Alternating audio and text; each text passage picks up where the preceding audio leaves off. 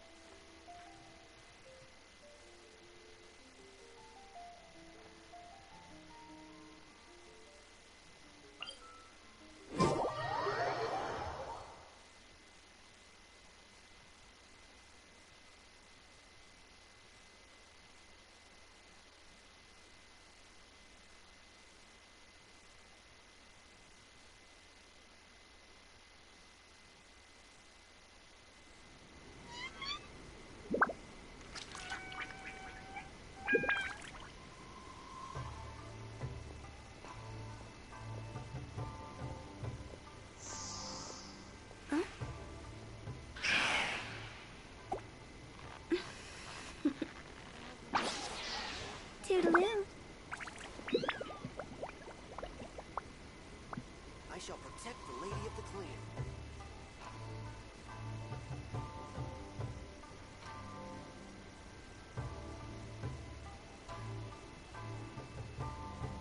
Silly churl, Billy churl, silly Billy hilly churl.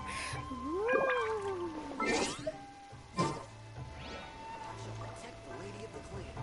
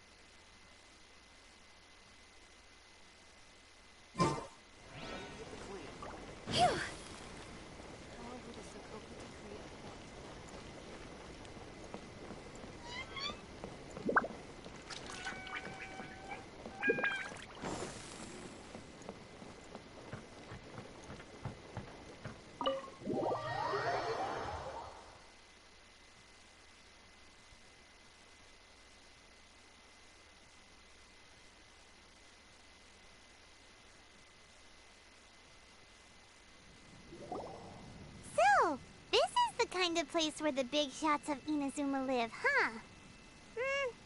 Paimon kinda expected it to be snazzier.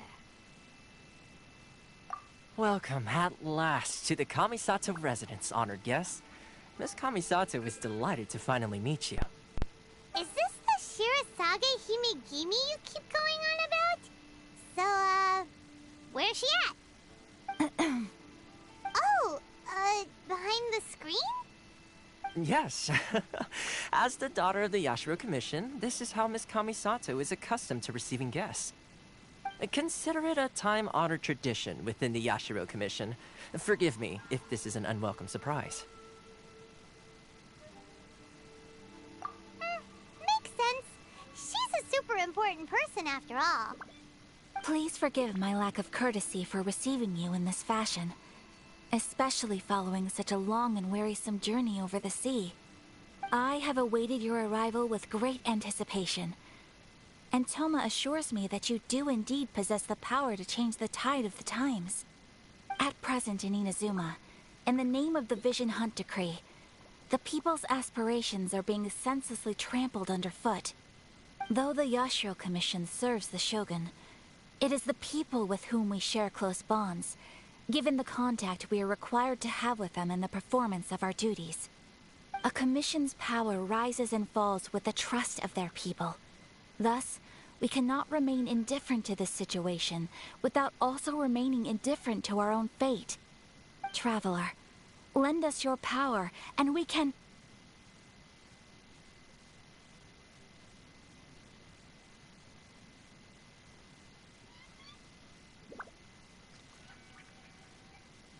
Oh. See, milady, it's just like I said. This will take us nowhere. No, please! Wait! Please, don't go!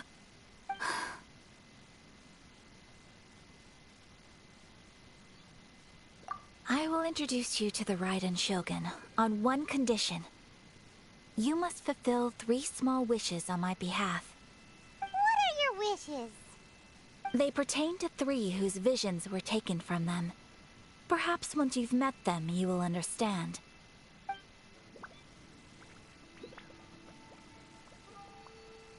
A warrior who guards a village, a former samurai who helped carry out the Vision Hunt decree, and a swordmaster determined to become the best in the world.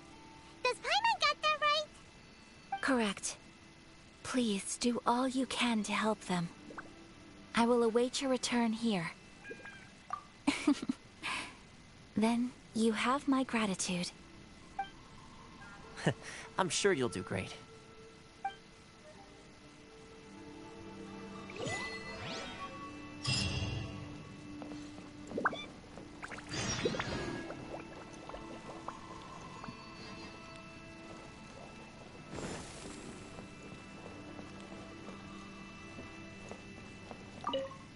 Miss Kamisato's left, it seems. No cutting corners now, okay?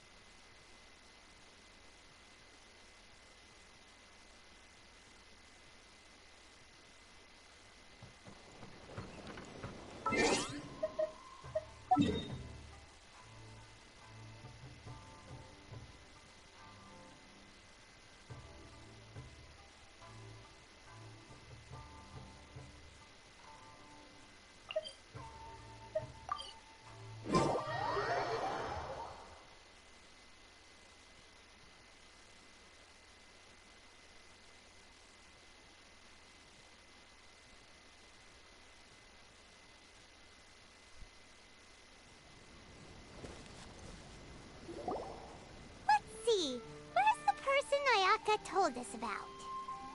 Why are you doing this? Why leave all of a sudden, after all these years? Precisely. It's much too sudden. We've had no time to prepare. The children are desperate for you to take them out to play. Please, we urge you to reconsider. That must be the guy Ayaka told us about. Let's go over and see.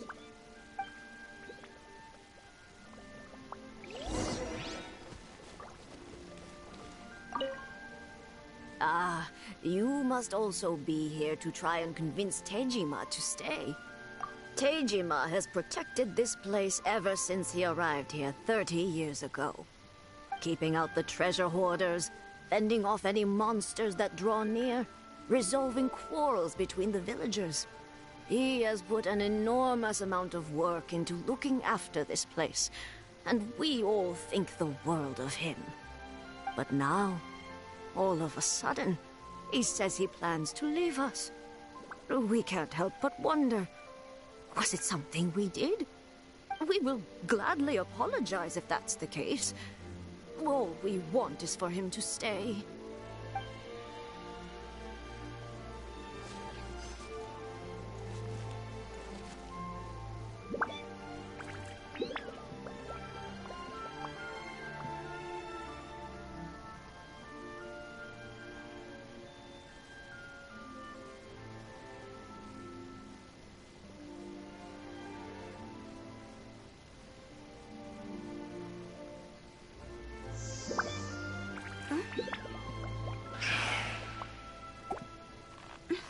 One day, I'll be a Toodaloo.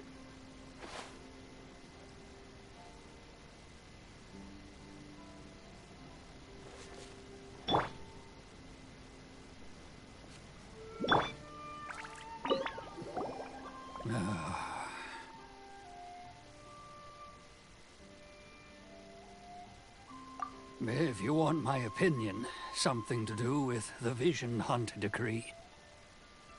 It's clear that Tejima had done nothing wrong, and still they confiscated his vision. After that, he became a completely different person. I can't claim to fully understand it, but I could tell that he'd lost something very important to him. He went off on a walk, alone, circled the village a few times, and then out of the blue, he announced that he was going to leave and become a wanderer. Truth be told, we aren't sure whether trying to keep him here is the right thing to do. But equally, it doesn't feel right to let him leave when he's in this state. He's a lost soul. Seems like he's a well-respected guy around here.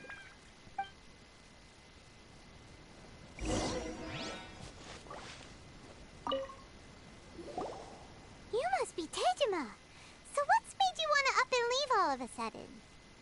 Me? It's not a question of why I want to leave, but a question of what reason I would have to stay. True, but that's not why I chose to stay here. And what made me want to come here 30 years ago? And why have I never wanted to leave in all that time? I don't have answers to those questions, because I can't remember anymore. Ever since they took my vision away, it's like a slice of my memory is gone. In the past, I knew I wanted to stay here. But whatever resolve I had then, it's gone now. So I thought, what's to stop me from moving around instead? The emptiness inside me will be there either way. Okay. Well, in that case, if we help you rediscover the reason you chose to stay, you won't need to leave anymore, right? But if you can't remember anything, it's not gonna be easy. Oh, maybe if you just try a little harder to remember, then it'll all come flooding back? Oh, that reminds me. Last time I brought Tejima some fruit, I do believe I saw him writing in a diary. I keep a diary? If you say so. I honestly can't seem to remember. Oh, yes, you do. And what's more, I remember you saying at the time that you wanted to make a note of a few interesting things. Things which would prove very important at a later date. Perfect! So we want to keep Tejima from leaving, we just need to find his diary. It must be around here somewhere. Let's take a look. If you don't mind, we will leave you to find the diary. We should head back to the village to inform the others of Tejima's situation.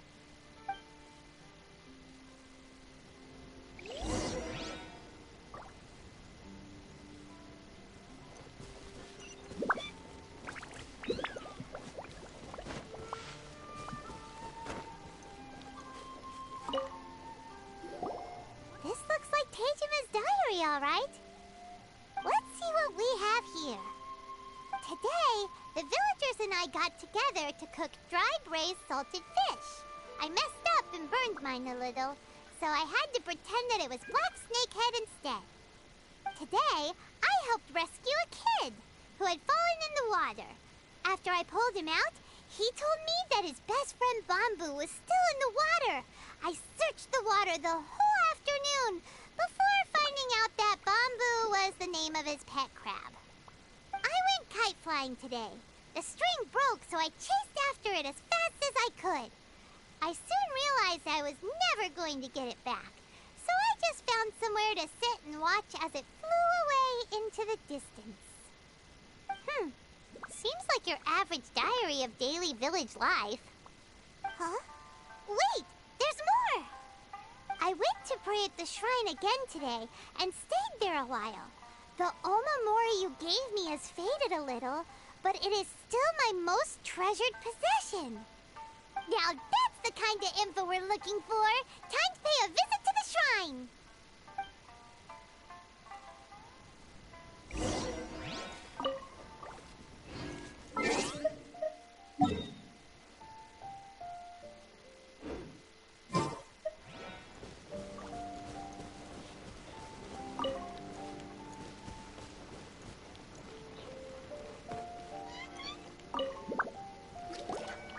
So this is the Omamori Tejima wrote about. Interesting. Looking at the color and the design, Paimon would have thought it belonged to a child.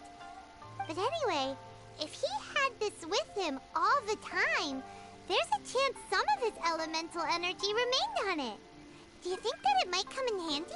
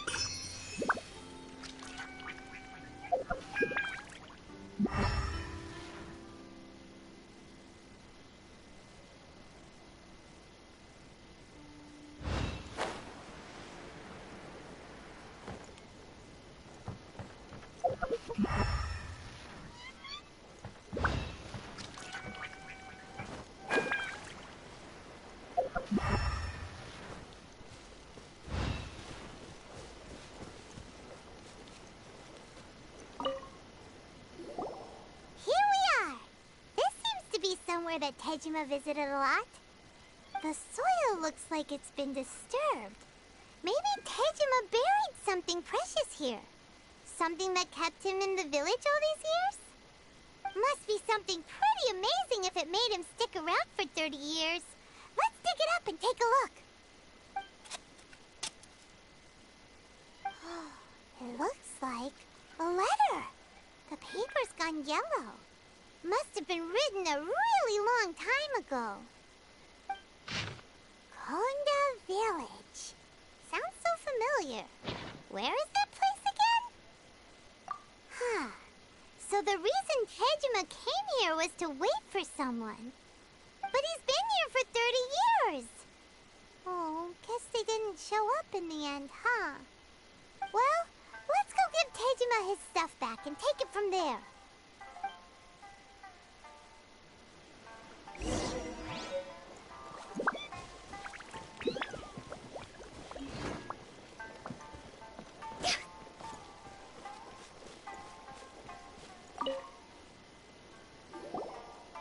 I'll be. That's certainly my handwriting. And I guess the Omamorian letter belonged to me too.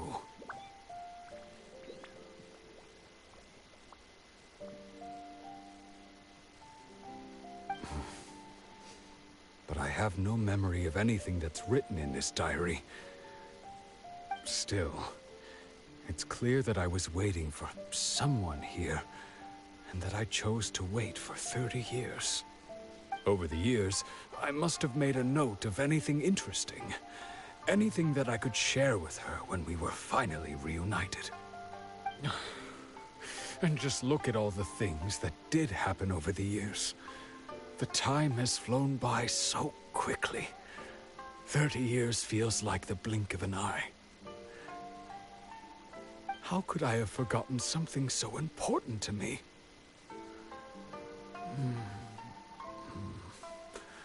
Now that I think about it, when my vision was taken from me, it felt like I'd suddenly been hollowed out. Love, regret, everything I felt for her, it's all disappeared.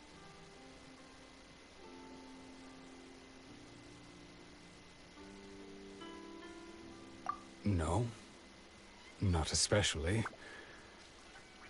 After all, I've forgotten who she was. Her face, her voice, the things we experienced together. I barely recall any of it. It's as if she'd never been in my life to begin with.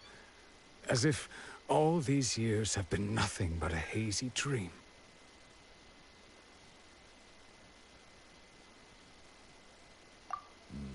I think maybe not. If this is something I waited most of my life for, I suppose I should carry on waiting.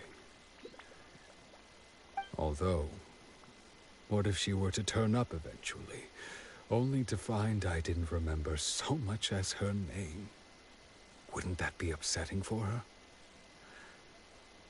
When I think about it like that, I do feel a slight tinge of sadness in my heart. How curious. Why am I thinking like this when I don't even remember who she is? It's just like that feeling of emptiness. The feeling that something is missing. Thank you both for helping me reconnect with my reason for staying here. I shall remain here and keep waiting for her. Tejima seems to be dealing okay, but still, it makes Paimon really sad. Seems it's just like Ayaka and Tomo were saying. If you lose your vision, you lose all your hopes and dreams too. That certainly explains the state Tejima was in earlier. At least we were able to help him, weren't we? Well, let's go find the next person. According to Miss Kamisato, the second one who lost their vision is a samurai from the Tenryou Commission.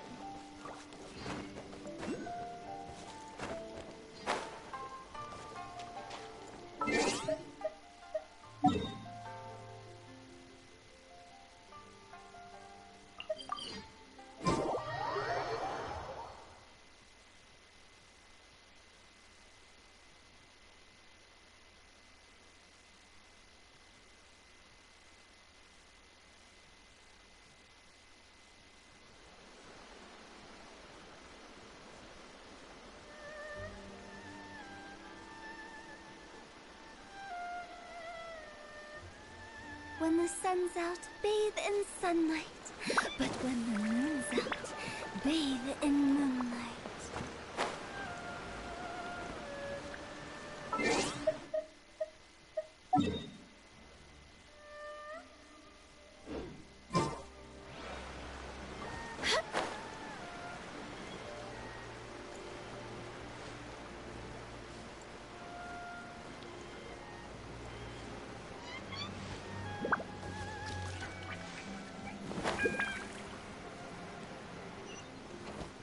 Go!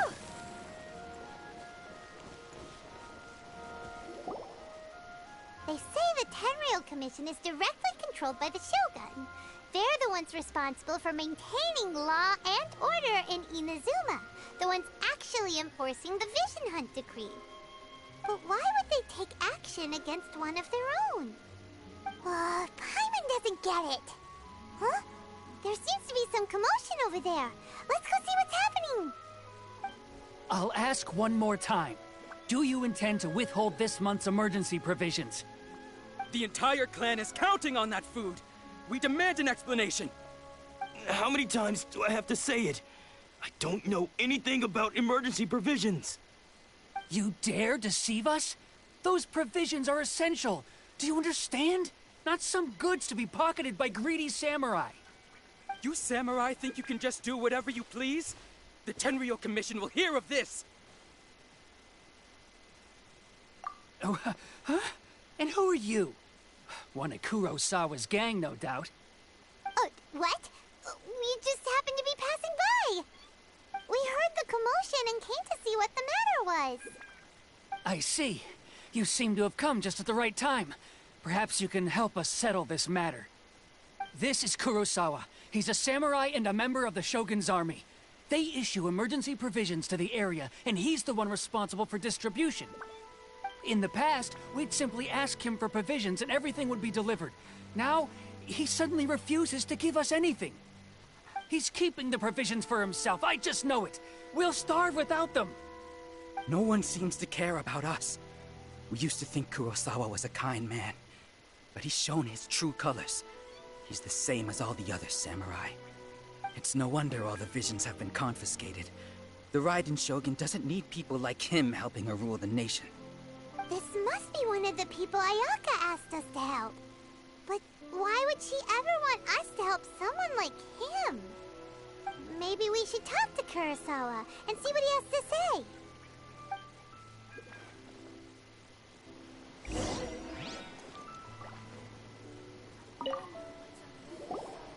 I've never even heard of these emergency provisions.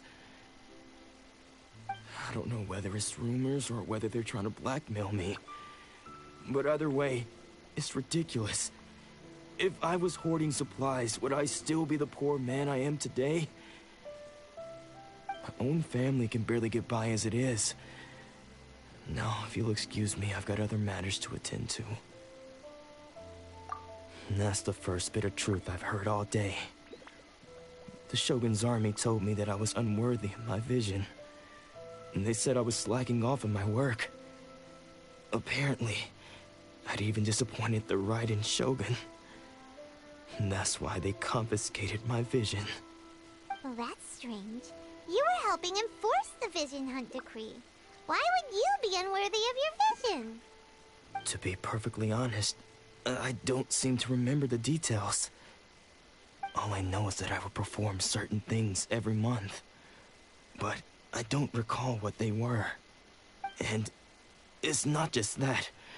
I have this unsettling feeling, like someone owes me something.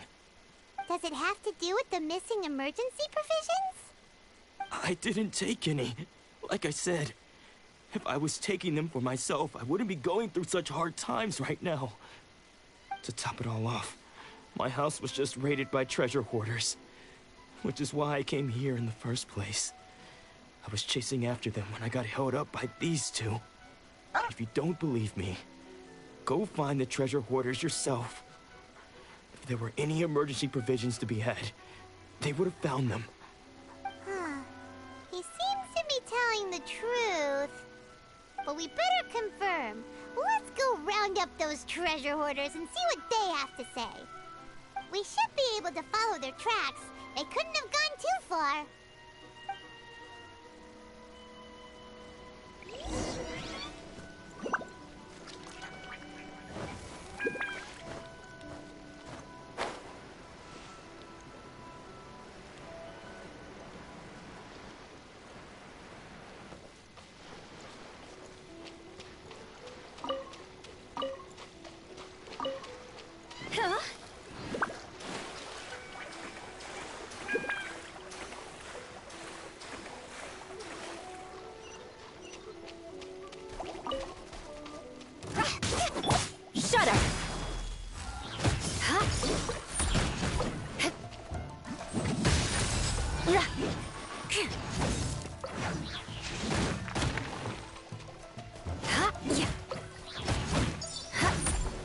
Crush!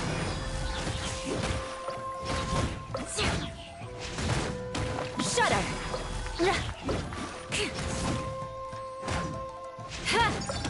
Beg for mercy.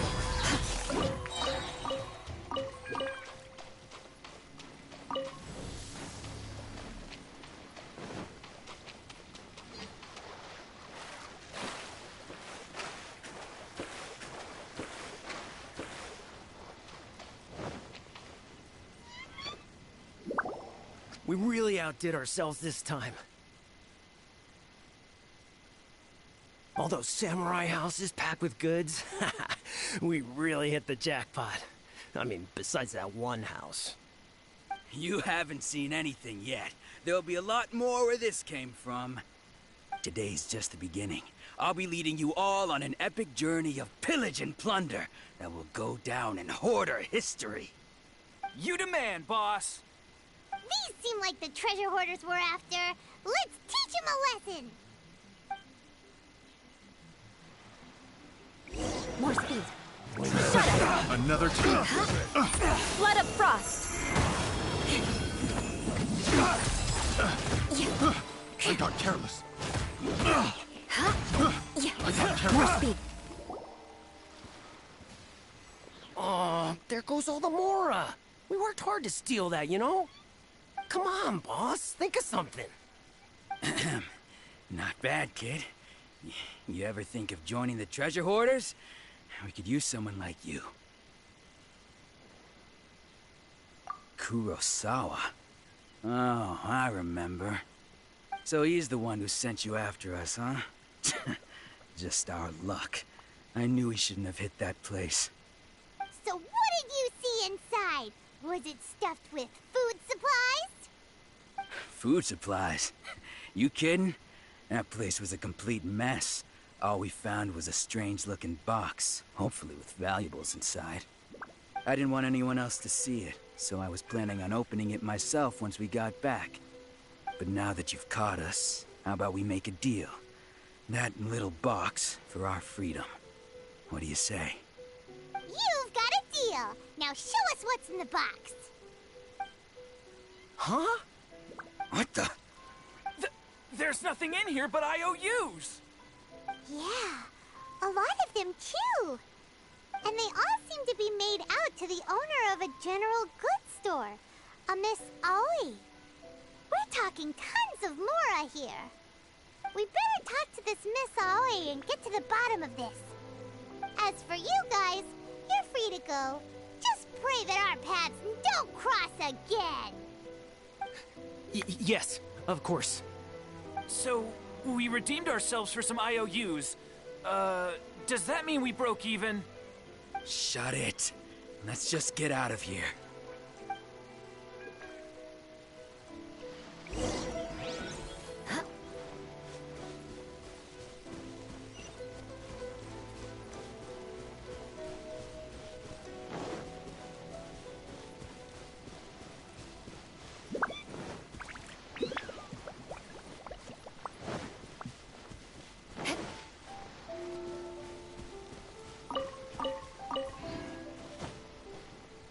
More speed.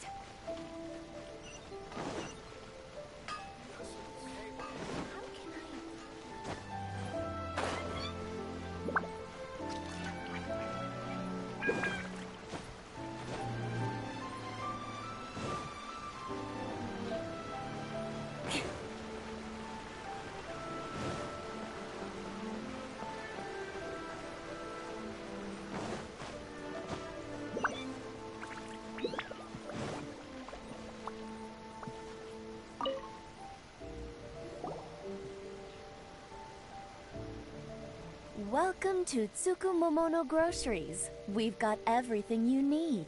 Can I help you find something? Or perhaps there's something you want to inquire about? Ah, so you're friends of Kurosawa, I take it? Perhaps you're here to pay off his debts. Whoa, whoa! Let's not get ahead of ourselves. We're just here to learn where they all came from? How did Kurosawa end up owing you so much money? Did he buy anything super expensive here? Let me think. Kurosawa would come regularly to purchase large quantities of foodstuffs. He'd always put the payment on his own account. However, the price of provisions began to skyrocket recently, and his salary was no longer enough to cover the cost. So, he started writing out IOUs to cover whatever he couldn't afford of the usual amount. So that's how he was getting those emergency provisions. But why did he have to purchase a usual amount? If the prices increased, couldn't he just buy less? Well, if you think about it, the citizens receiving the emergency provisions must have been carefully calculating how much they needed to sustain them each time.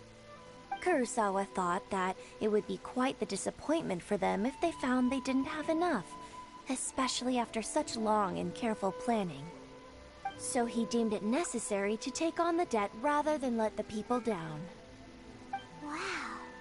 Kurosawa was purchasing all the emergency provisions at his own expense. And no one ever appreciated what he did. They just complained and held him accountable. People's attitudes will always reflect their circumstances. In the face of hardship, nobody cares to think twice. If you ask me, had Kurosawa told everyone the truth about the supplies from the start, then there wouldn't be such a severe backlash now. Of course, I'm sure there would still have been some unrest. What he was doing was truly a thankless deed. As for why he chose to spend his own money on emergency provisions and never tell anyone, I'm still not too clear myself. If you're still curious, why don't you go ask him yourself? I see. That reminds me, it seems that his vision was recently confiscated. Most unfortunate. If he doesn't clear the debt on his name, he'll have no choice but to sell that sword that is so dear to him. Sword? What sword? Oh, didn't he tell you? He possesses a very valuable blade. He's carried it for years now. I've asked him about its origins. He told me that it was a gift from his father, that it was too precious to sell. In hindsight, I regret that I never made an offer on it. Everything has its price, at least that's what I think. Why don't you ask him about the sword yourself? Perhaps it'll even provide you with the answers you're looking for. Oh, but before you go, if you would kindly settle today's bill. But we didn't buy anything! Information is also a kind of commodity, wouldn't you agree? Don't worry, I won't charge much for information about Kurosawa. Nothing we ever discussed was explicitly confidential anyway. Oh, let me think. 2,000 mora should be a fair price. At least we now know where the emergency provisions are coming from. Plus, we found out that Kurosawa has a priceless sword in his possession. Let's go talk to Kurosawa again and see if he can remember anything.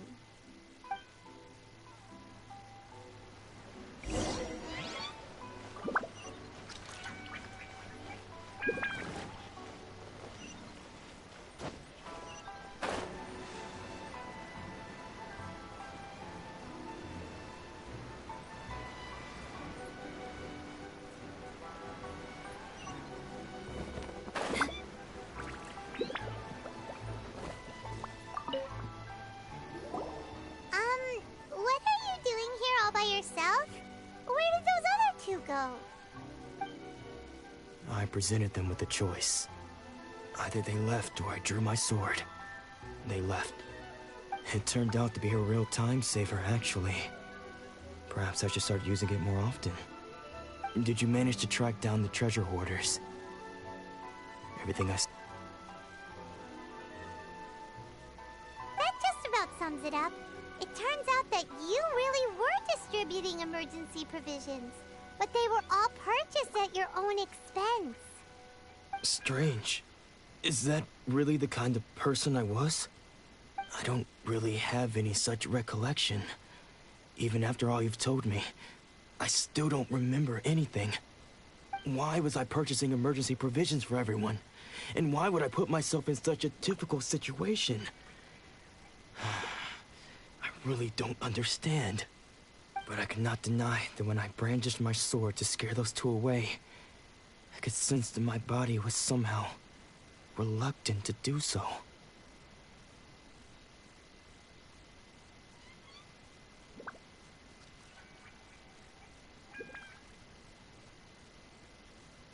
This sword was once wielded by my father. I remember once when I was young, I wanted to sneak out with the blade and show it off to the kids next door. My father ended up catching me in the act and scolded me severely. What did he say? I can't seem to remember that either. It would seem that I forgot many important things when my vision was taken from me. So many memories gone. Forever. No matter how hard I try to remember, all I can remember now is my father telling me that this blade bore his life's creed. Before he passed away, he placed the sword in my hands and said to me, "With this sword, you should..." Hey! If you look carefully, there seems to be some words engraved on the hilt. Can you recognize the words? Virtue and justice? Somehow those two words seem to explain everything now. Taking on seemingly endless debts to make others happy. I guess that must have been my greatest ambition after all. But what use are virtue and justice? I purchased the provisions for those in need. And look how things ended up. The Tenryou Commission seized my vision. And the very people I was so desperately trying to help refused to understand me. And the irony of all of it is, I somehow still felt sorry when threatening them with my blade. I'm incapable of being a good person, yet I'm equally unable to be bad. I don't know what to do with myself. Yet another troubled soul. When we get the chance, let's speak to Toma about Kurosawa's debt. The Yashiro Commission would surely help cover his expenses. In any case, we must never let him sell off that sword.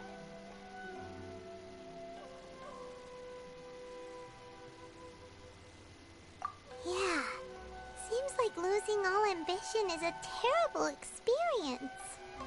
Fortunately for us, you don't have a vision. Let's go find the next poor soul.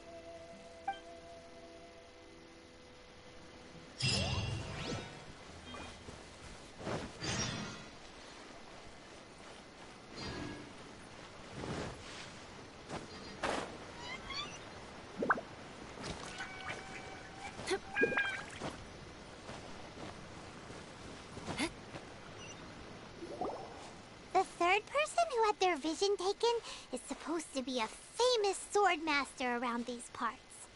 Paimon heard that he's the present-day master of Meikyo Shisui art. Sounds pretty impressive. This is his dojo. Luckily, there's some people around. Let's go talk to them. Nanako, don't worry. Sensei will be fine. Those thugs that challenged the dojo were strong, but he fought them all off in the end, didn't he? Maybe, but I'm still worried about him. Things have gotten dangerous before in the past, but it's never shaken him. This time, though... It's just because he's been possessed, that's all. Once the exorcism has taken place, he'll be right as rain in no time. Hey there! Did something happen? Who are you? I don't care whether you're trespassers or just here to harass us while Sensei is impaired. Get out of here immediately! Don't make me draw my blade, or you won't live to regret it. No! You got it so wrong. We just came here to... Disciples? Yep. We've heard all about the mighty master of make your shisui art.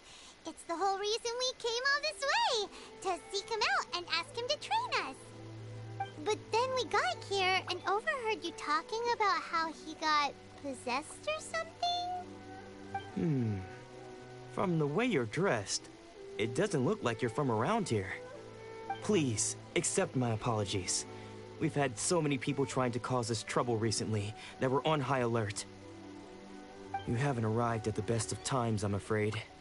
Sensei got possessed recently, and he's still recovering.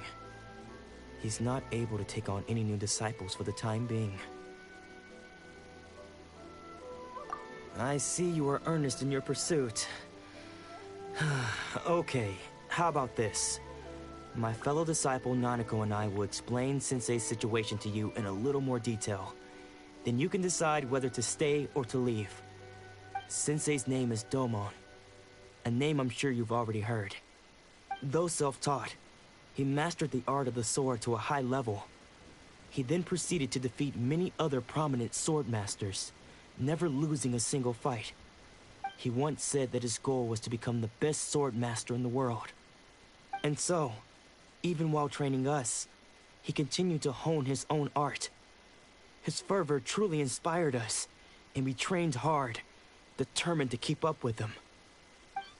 But then... Not long ago, Sensei had his vision taken away. He hasn't been the same since. He says the strangest things over and over, and he refuses to let us train. Junya and I have discussed it, and we both think that he's been possessed by an evil spirit. So, we've asked the shrine maidens from the Grand Narukami Shrine to perform an exorcism. But if I'm honest, I still have my doubts over whether he'll completely recover. The Grand Narukami Shrine? What's that? You haven't heard of it? It's the largest shrine on Narukami Island. The head shrine maiden is reputed to have very close ties with the almighty Shogun herself. Not that we'd have any means of involving the head shrine maiden, of course. But even one of the ordinary shrine maidens from the Grand Narukami Shrine would have clear power and authority to perform an exorcism. So don't worry, Nanako. Sensei is going to be just fine. The exorcism will take place this evening. You're both more than welcome to come and watch if you're interested. So, losing your vision can cause possession? Guess we should come back this evening and see for ourselves.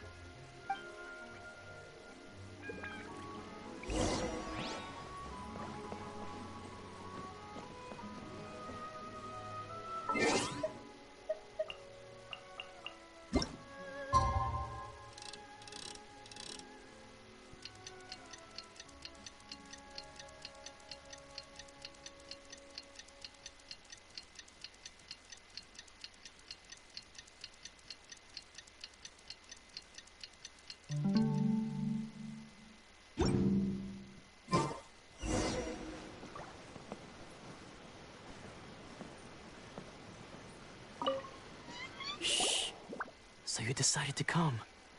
It's a good thing you didn't arrive any earlier. You would have had to witness Sensei in one of his fits of madness. Just now, when Nanako was attending to him, she heard him whispering a few names to himself. When she asked him who the people were, he suddenly looked panic-stricken and pushed her away. It looked like he was in great distress. He was covering his ears and looking frantically around him with bloodshot eyes. All the while he kept calling those names. Some of them we knew, others we didn't recognize. But they all seemed to be the names of sword masters he had defeated in the past. One of them was Anzai. He used to be a fellow disciple of Sensei's. His senior, in fact. But Sensei defeated him in a duel many years ago, and he has been a wanderer ever since. Sensei wouldn't stop calling his name. Thankfully, the shrine maidens managed to subdue him, so the exorcism can finally continue. The ritual has now begun. All we can do is patiently await the result. Here's hoping Sensei will be back to his normal self very soon. Please, excuse me for a moment while I fetch some water. If he wakes up, he is sure to be thirsty.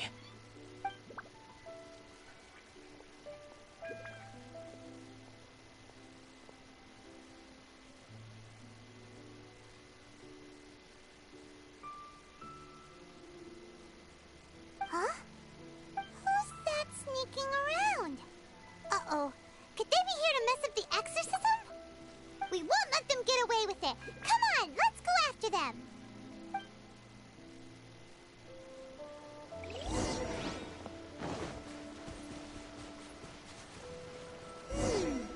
Seems they aren't here. Should we keep going further up? Is this definitely the right place? Let's look a little further up. Aha! Suspicious person sighted! That's gotta be him! How did you catch up with me so quickly? Are you sure you're Domon's disciples? You move even quicker than he does. Unless... I guess it's been a few years. Maybe his skills have improved again. Excuse me? We're the ones asking the questions here. First off, who are you? And what are you doing sneaking around these parts? You seem like bad news, mister! Bad news? I'll have you know I trained side by side with Domon back in the day. Long before you ever showed up. I don't care to talk about that time anymore. But if you must know, I am Domon's senior. His senior? Wait, that means you must be... Anzai? Yes, that's me. Because I don't wish to see Domon or anyone else associated with him ever again. When we were young, we trained under the same swordmaster, studying Make-Yoshi Sui art together. I had begun training 5 years before him, and everyone looked up to me as a steady and dependable older disciple. Practitioners of Make-Yoshi Sui art seek to achieve stillness of mind, freedom from all agitation. So the majority of disciples are indifferent to rank and reward.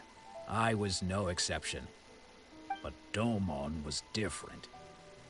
The first thing he did when he joined was go straight to our sensei and ask him, with a beaming smile on his face, how to become the best in the world. Sensei scolded him and told him that the art of the sword should not be used for such vain ends. Sensei said that coveting the title of the best swordmaster, barely days into his training, showed that he had a fickle mind, and that this would impede him from ever mastering the blade. I thought so too at the time, but Domon began making swift progress in his training, and even started catching up with me. Only then did I realize that it was Domon who had long since freed his mind from all agitation. He was consumed by his singular desire to become the best in the world. He sought nothing less than perfection in the art of the sword, and nothing could deter him from this goal, no matter what stood in his way. Sure sounds like he meant business.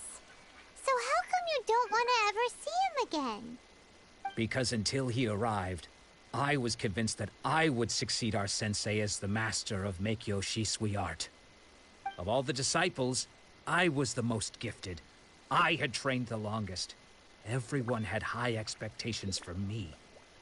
Domon's arrival changed everything. When we sparred, I lost not just the match, but my pride and my status too. I fled the dojo that day and never looked back. Later, I heard that he sparred with Sensei too. Sensei was advanced in years by then, and unfortunately that match used up every last ounce of energy in his body. After that, I wanted nothing further to do with him. Deep down, though, I still respected his mastery of the blade and his commitment to the art of the sword. So, when I heard rumors that he had lost his mind, my first reaction was to dismiss them as false. How could he, of all people, have lost his mind? His mind was the sharpest of them all. He had practiced Make-Yoshi Sui art to perfection. I decided to quietly come and see if it were true. Then, to my complete astonishment, I heard him call my name. I thought mine was a name he had long since forgotten. So you see, I came here not to cause him any harm. I just wanted to see for myself. Okay, you've heard my story. You should get back now. The exorcism is probably finishing. Seems like we got it wrong this time. He wasn't here to mess up the exorcism at all. Still, Paimon's not sure we should bring him back with us. Let's go see how the exorcism's coming along. More speed.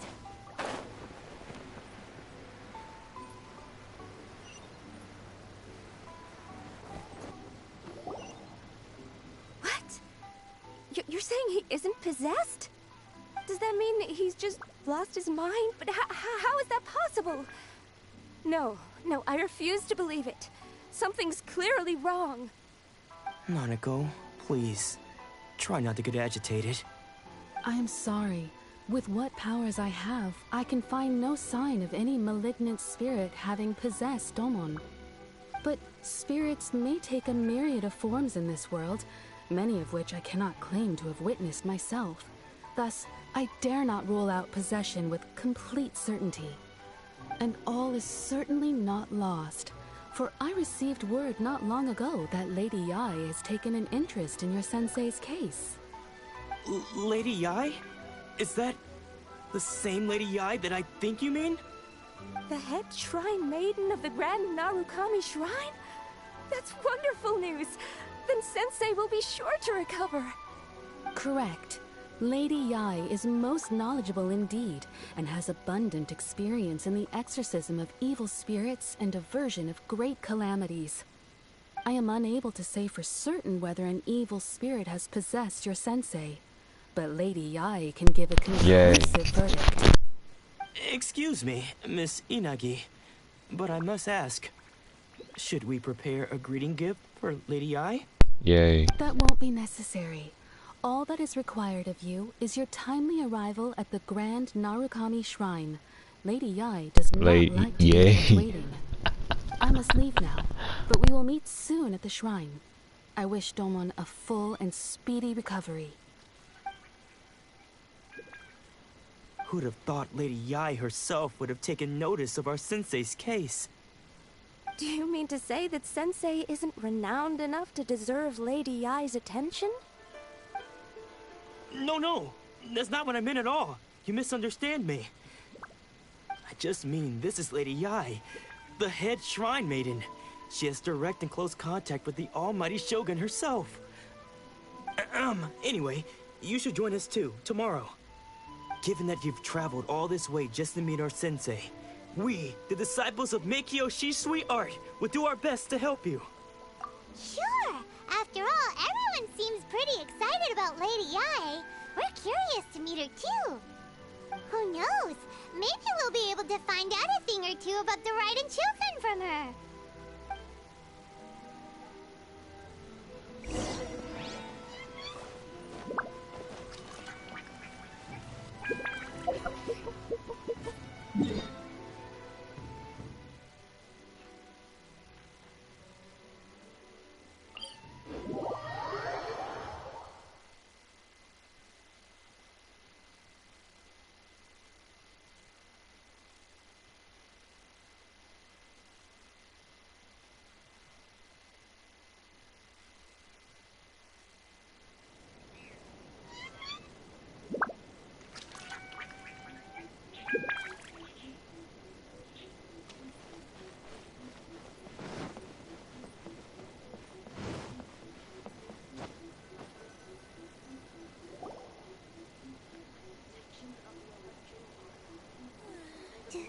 Do you think that's Lady Yai? Oh, no wonder Junya was so excited. She has a really striking presence. Also, is it just Paimon? Or did she look right at us just now? It was probably nothing. It's not like she's ever seen us before. Keep away. Keep away from me. I gave up the art of the sword. Please, let me go, I beg you. As you can see, Lady Yai, Domon has persisted in this state for some time now. He appears to see those who have lost to him in duels past, gathered all around him to persecute him. Lady Yae, it must be a possession, right? This is nothing like him at all. In the past, no matter what came his way, he would always face it with a confident smile. I'm sorry. It is clear to me that your sensei is not possessed by any evil spirit. But then does that mean he... Yes. This is a change in the person himself. Unable to cope with the tremendous pressure he was under, he suffered a spiritual collapse. With his wits impaired, he finally descended into madness.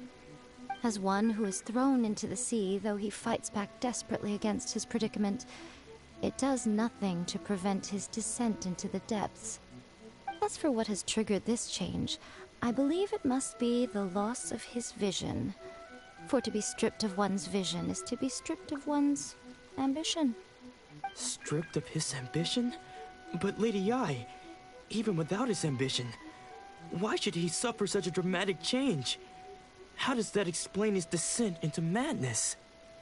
Your school practices Meikyo Shisui art, does it not?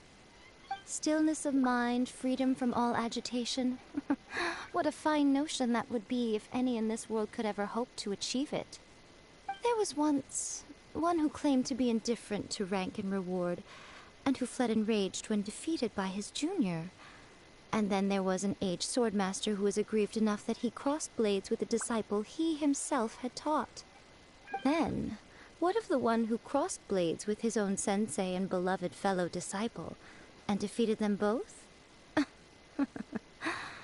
Can one truly remain unagitated, of still mind in moments such as these? Lady Yae, I'm not sure I understand. The path of the Swordmaster is filled with twists and turns. It is no small undertaking to pursue the position of greatest Swordmaster in the world. It requires one to take their sword firmly in both hands and cut down the hopes and dreams of others, even those of one's closest companions. Only a deep commitment to his ambition to become the best made it possible for him to rise above the pain of these encounters, to focus on the way ahead.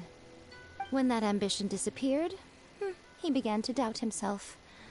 As he battled his growing anxiety, he slowly descended into the state you see him in now. Much like a certain fatally flawed friend of mine. Poor Sensei. To think he's been suffering so greatly. I'm sorry. It's all my fault. Father, Sensei, Onsai. That's enough. Huh? Isn't that Onsai? Where did he come from? Did he follow us the whole way here? Onsai, why are there two of you? Is that you or a ghost? You're here for revenge, aren't you? I knew it would come. I never should have. You're right to assume that my feelings towards you are far from kindly. But I didn't come here to settle a score. It's been so long now that I made peace with it years ago. You did nothing wrong that day. I couldn't face the humiliation. That's why I ran. I don't think most of the people you beat along the way would hold it against you. On the contrary, when you cut our ambitions short, we entrusted them to you, in the hopes that they might carry you further. Now I know that we can't place our hopes in you any longer, since you've been stripped of your ambitions too. But that is no reason to strip them of theirs. Follow the way of the sword all the way to the highest peak. You taught them that, didn't you? But what if one day, the same thing happens to them? I put everything I had into trying to become the best. But what if it was all a huge mistake right from the start? If there's a chance they'll end up like me one day, I'd rather they stay where they are now than go any further down this path. Have you asked them what they think? Sensei, after you rescued me from the hands of the pirates, I told myself I would follow in your footsteps for the rest of my days. I can't know whether I will suffer in my future as you do now. All I know is that here and now, in the present, I wish to continue. I want to keep going until the day that I can stand before everyone with my head held high and announce that I, like my sensei Domon before me, am a master of Meikyo Shisui art. Nanako's far from the only one. Actually, all of us think that way. Goodness. Well, You see? You can place the ambition you once had in their hands. Being stripped of your ambition is something that's never happened to me, so I can't claim to understand it. But I do know what it feels like to have your ambitions crushed. That's what happened on the day that you so effortlessly defeated me. So, just as I once placed my ambitions onto you, it is time for you to release yours into their custody. You are not in the same position that I was. When I left, I had nothing to my name. But you have a great number of worthy disciples. I understand. I'm sorry to have made you worry for me, and for the state of Meikyo Shisui art. I no longer have the resolve to become the best in the world. The emptiness and suffering inside of me will not abate, so I cannot hope to still my mind and be free of agitation. But as your sensei, I shall commit to imparting unto you everything I have learned in my life so far. This is my promise. And I humbly ask Anzai, my senior, to hold me to my word. You can count on that. I'd be checking in on you occasionally anyway, just to make sure you hadn't lost your mind again. But I am now used to the life of a wanderer. I do not belong in the dojo anymore, so I will simply stop by once in a while to make sure you aren't cutting any corners with them. Well, don't just stand there staring at me. Say thank you to Lady Yai and then get yourself back home.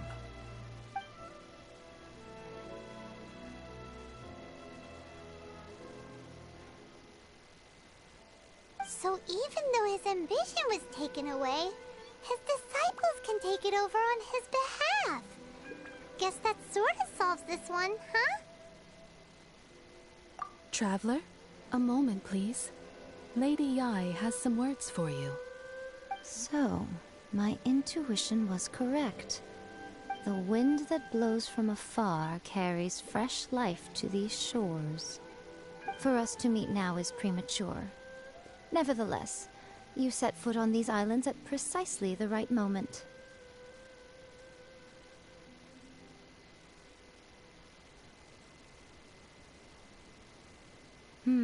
I have high hopes for you, child. Don't disappoint me. Ooh, Lady Yai seems to have taken a real interest in you. She seems super mysterious. Paimon's so curious what she really meant by all that. We can come back to it another time. For now, we should go report back to Miss Kamisato.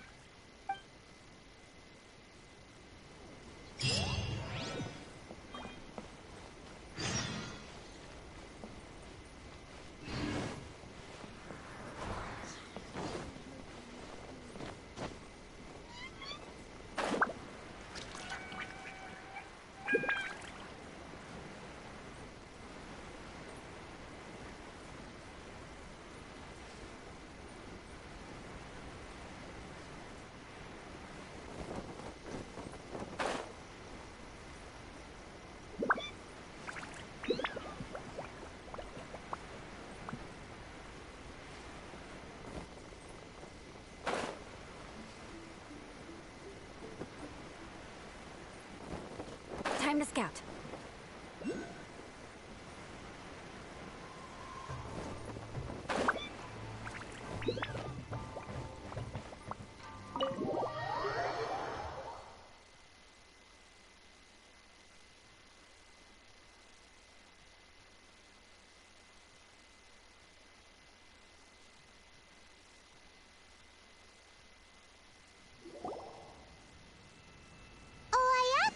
Guess who fulfilled all your wishes? Huh? Ayaka! Huh?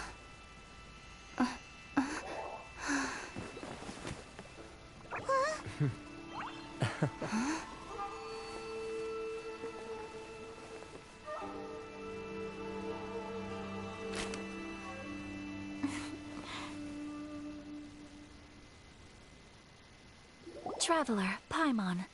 It is a pleasure to finally meet you both face to face. I have heard all about how you helped our three friends.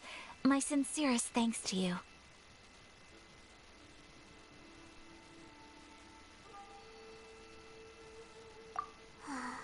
Yeah. Short of getting them their visions back, it seems like there's no way to really help them. Ayaka, how come this time you get to come out and meet us in person?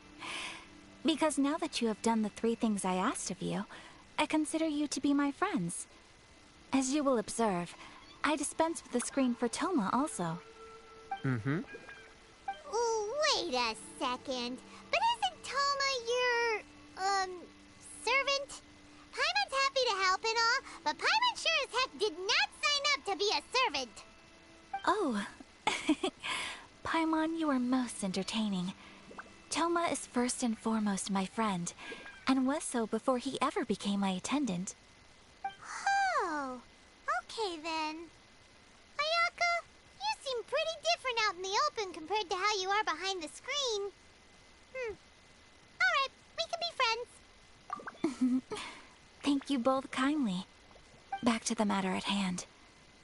You have now witnessed the pain of those deprived of their visions. What are your feelings on what you have seen?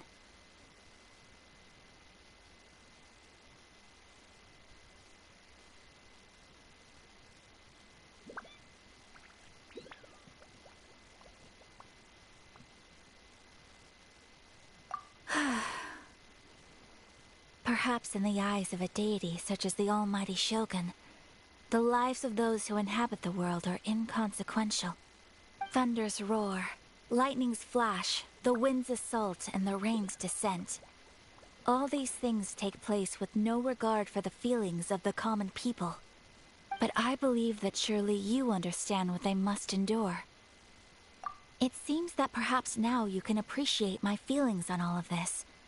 In which case, perhaps you would be willing to reconsider your stance?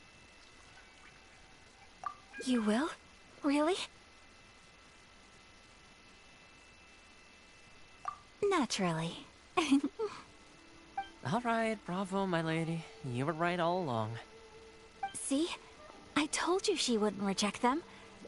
I'd placed my trust in the right person after all. Now then, given that the remainder of our discussion pertains to matters of a more confidential nature, perhaps we could move to the Komori Tea House? We ought not to involve other members of the Yashiro Commission.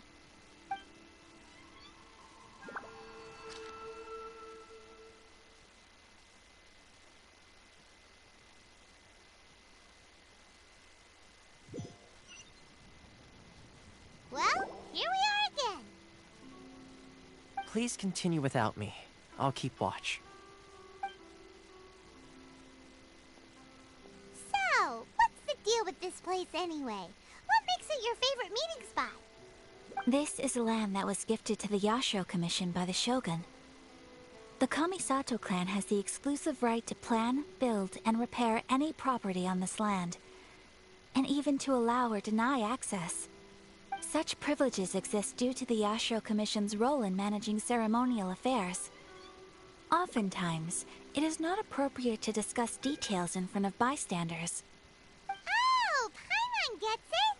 Gotta keep a bit of mystery, right? Once the number of ceremonial affairs conducted in the city began to decline, our forebears built a tea house here. Only members of the Yashiro Commission are permitted to come and go as they please. Makes sense. Perfect place for a secret base. In any case, we can talk freely here. I presume you have a few questions that you wish to ask me?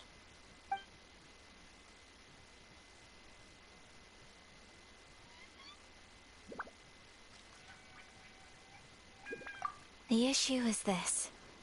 For the vast majority of people, the Vision Hunt Decree is something that has no implications whatsoever. After all, It is but a tiny minority of people who receive visions. Moreover, it is not unknown for visions to spark jealousy in others. Because of this, the attitude of most people towards the Vision Hunt decree is one of indifference.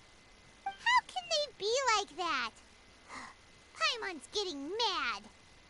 Nevertheless, in addition to us, there is also the resistance on Watatsumi Island. Resistance?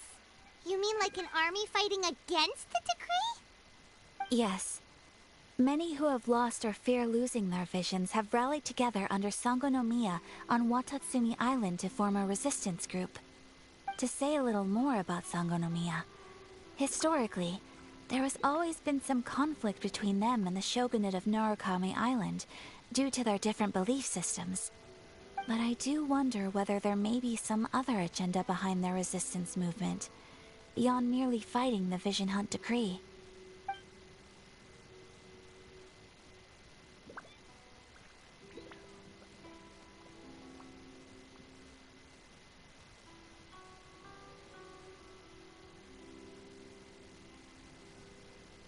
Of course. We have tried on numerous occasions.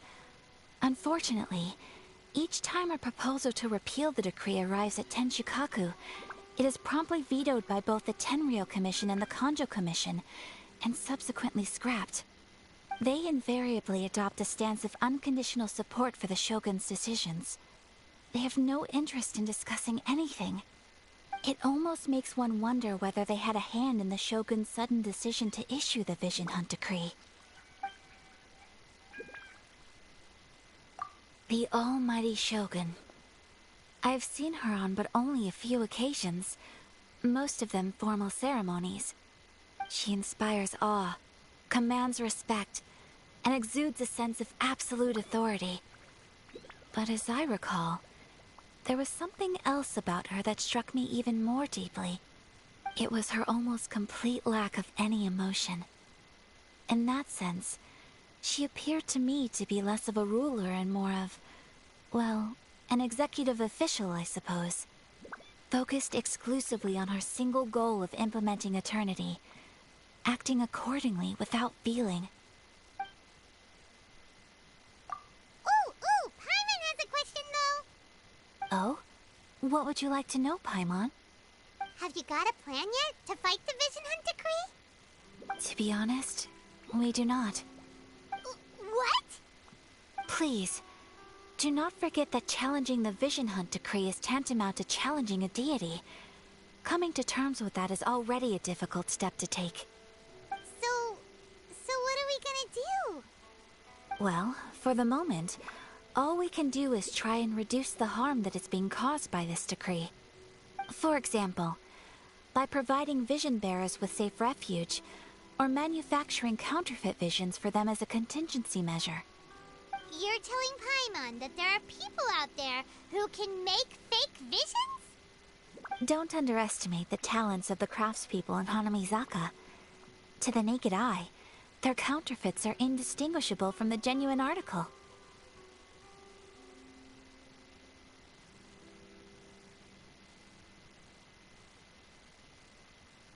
The problem we are facing right now is that Master Masakatsu, who was providing us with counterfeit visions, has recently been arrested by the Tenryou Commission.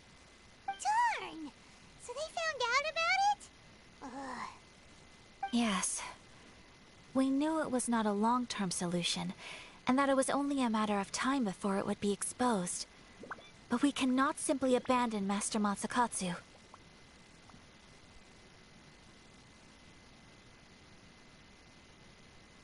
Exactly. I feel the same way. But given mine and Toma's identities as part of the Yashiro Commission, breaking him out of prison would risk dragging down the reputation of the entire Kamisato clan should we be caught. That would only serve to cast suspicion on any future activity we might seek to attempt. By no means do we intend to place the burden of such a task on your shoulders alone. When you are ready, go to Hanamizaka and look for a fireworks shop run by the Nagonohara family. There, you will find someone who can help you.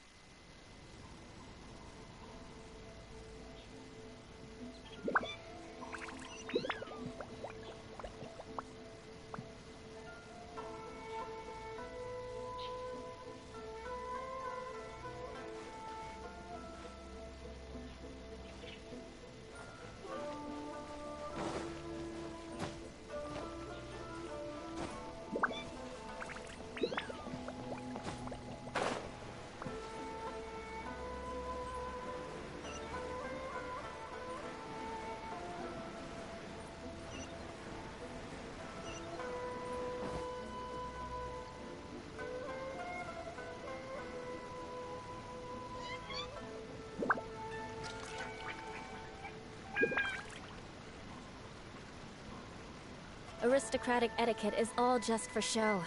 Just smile and nod along. I was forced to learn all of the rules by heart, but even I don't take them that seriously.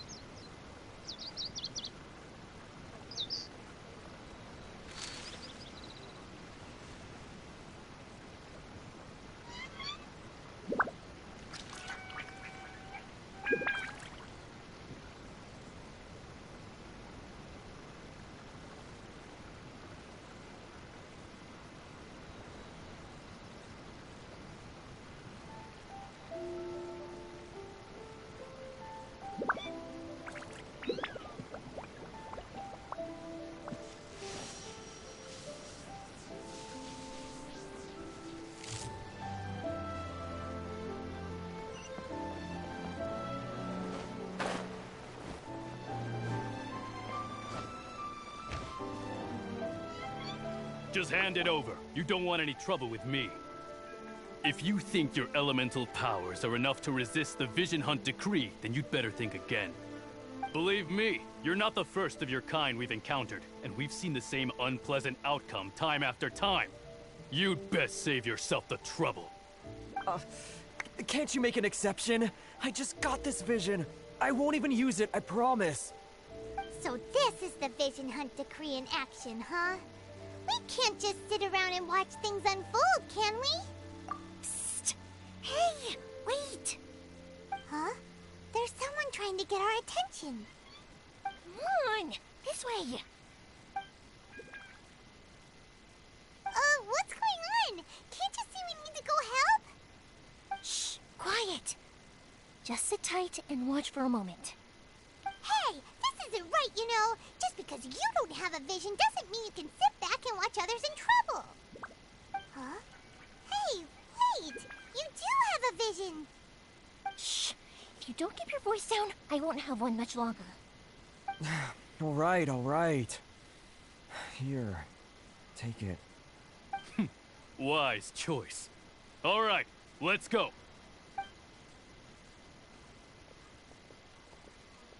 What should we do now? He's already given up his vision. Doesn't he know what could happen to him after losing it? This is your fault. You're the one who stopped us from interfering. Many thanks, Miss Yoimiya. If you hadn't swapped me a fake just now, I'm sure I would have lost it. No worries. You put on quite the convincing performance.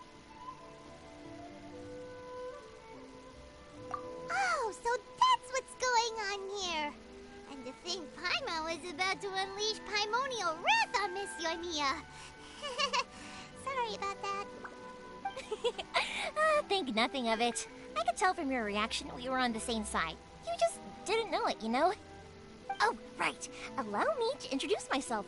I'm Yoimiya, the current owner of Naganohara Fireworks. It ain't much, but it's honest work. Great to meet ya. Practically everyone on Hanamizaka knows Yoimiya. She's the queen of the summer festival. Without her and her fireworks, summer on Narukami Island just wouldn't be the same. Whoa, that's quite the introduction. Paimon loves fireworks. It's nice to meet you. Stop it, Hanjiro. You'll embarrass me. As for thanking me, you'd be better off thanking Master Masakatsu. He's the one that gave me the fake visions in the first place. His handiwork allowed me to keep my own vision. Whew, I can't even imagine trying to run the business without it. Ugh. Yes, Master Masakatsu is a good man. It's too bad good people seldom get the recognition they deserve. Master Matsukatsu? Huh? Do you guys know him too?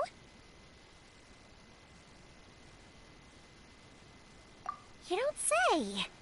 Then it sounds like the Shirasagi Himegimi has a plan. Awesome! I've been thinking about breaking him out too recently. But if I just marched straight in there by myself, I'd probably get Miss Kamisato in a whole heap of trouble. So, what about if I join you instead? Sure, welcome to the team.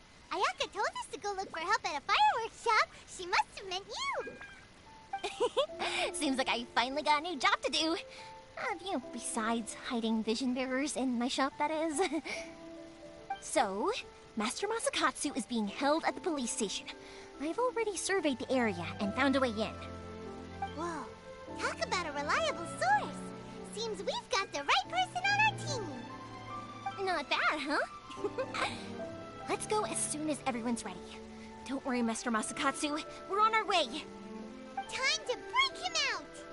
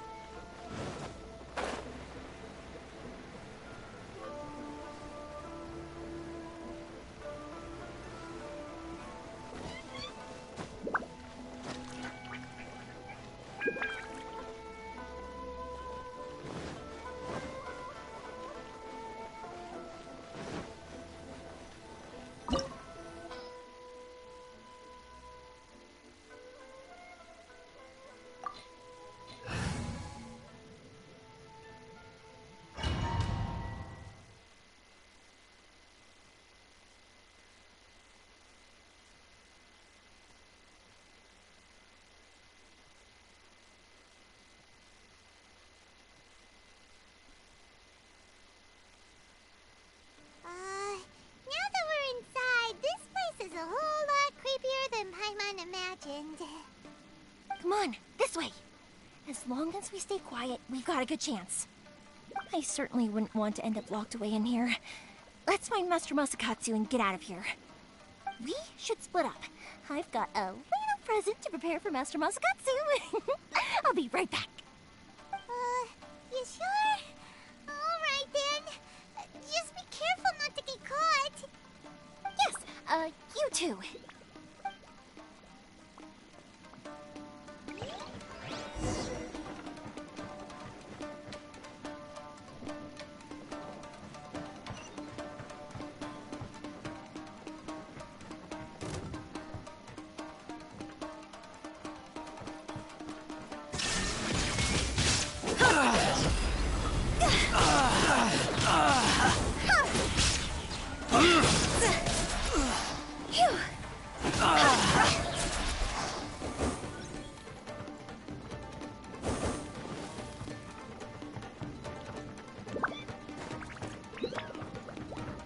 Talk about a big door!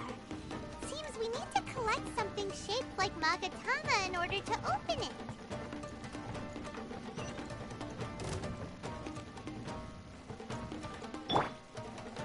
There is no escape! Show me what you've got!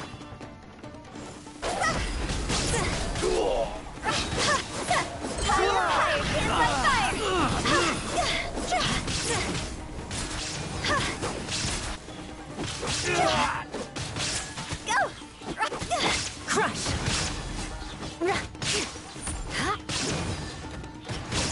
Rack and ruin!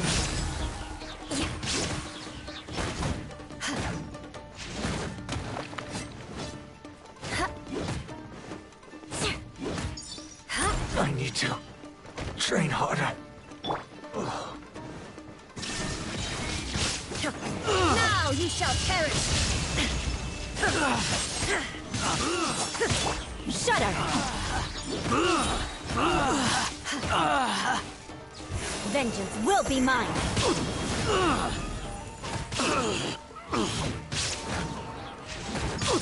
I condemn you! I must withdraw.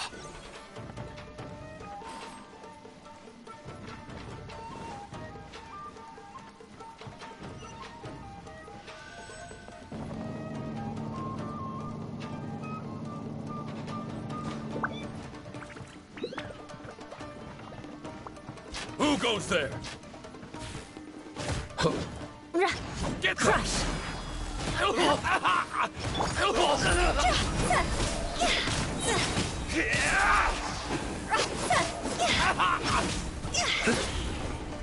Illusion shattered!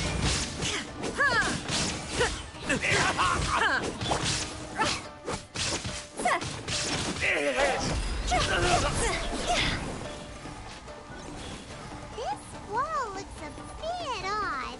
Maybe there's some special trick to it.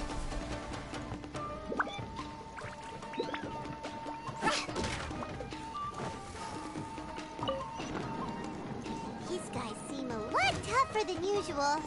Paimon wonders if that armor over there has anything to do with the source of their strength. Time down! Time to go!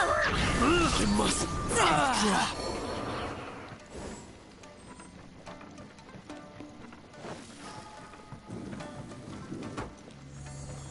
Teach me a lesson. Get them! Show me what you've got! Don't hold back! Watch your step!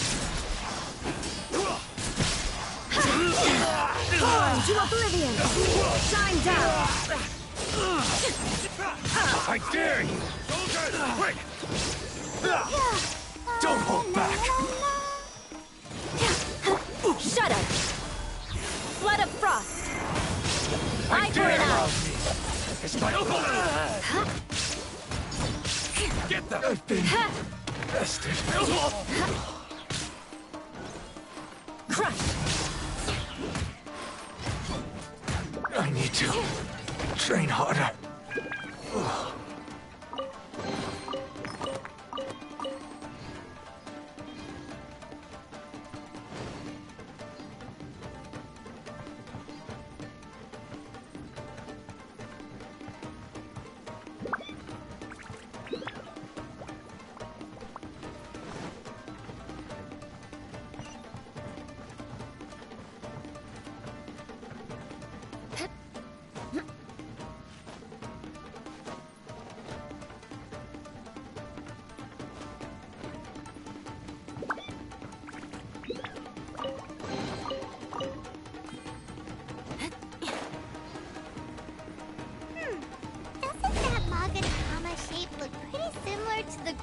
door over there?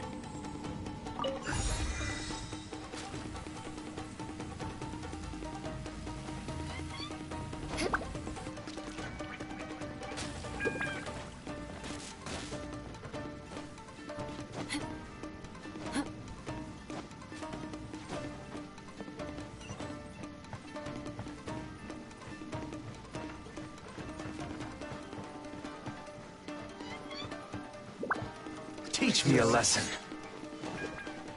Show me what you've got!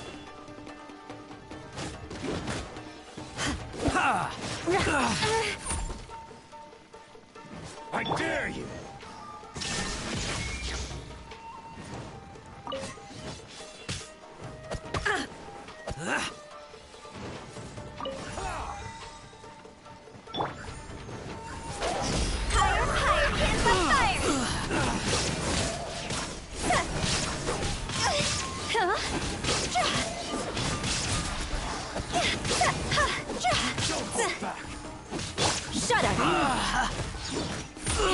Show me what you've got!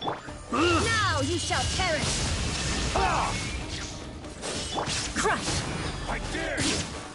Let's do Don't look back! Show me what you've got! I must withdraw.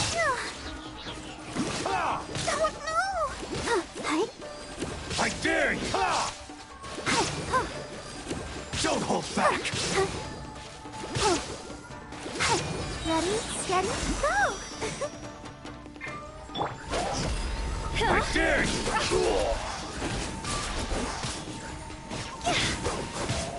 Don't hold back! Illusion shattered! Allow me! It's my thirst! Tested! Quit it! See? I need to train harder.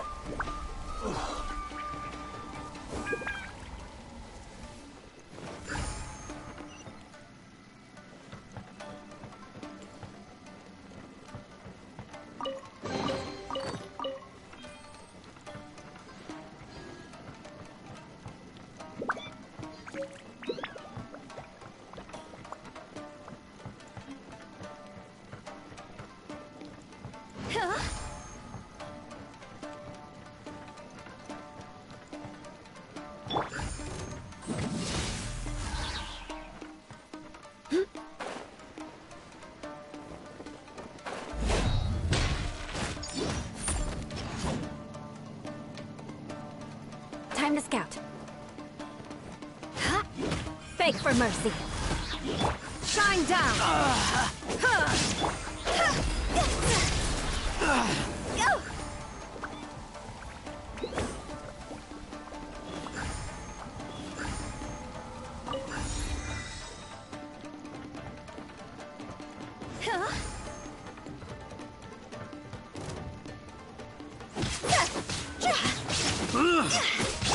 Rack and ruin!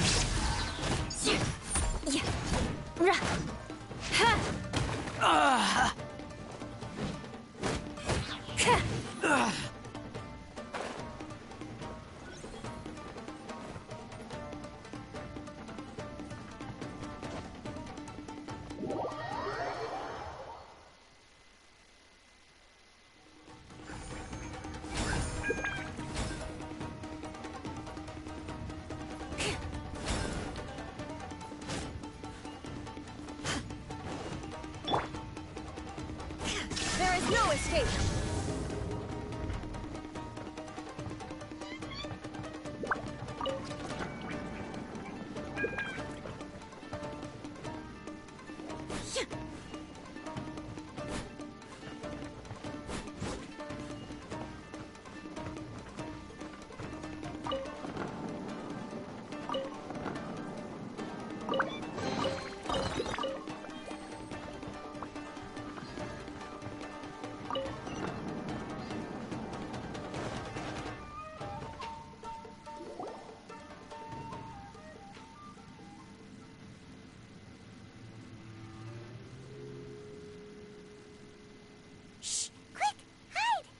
Look over there. That must be Master Masakatsu. Did you really think that little trick of yours could fool us? Locking you up was just the beginning. No! Oh no! Those Tenryou Commission brutes are torturing him! If we don't come up with a way to break him out fast, then... Huh? Yoimiya, when did you get back here?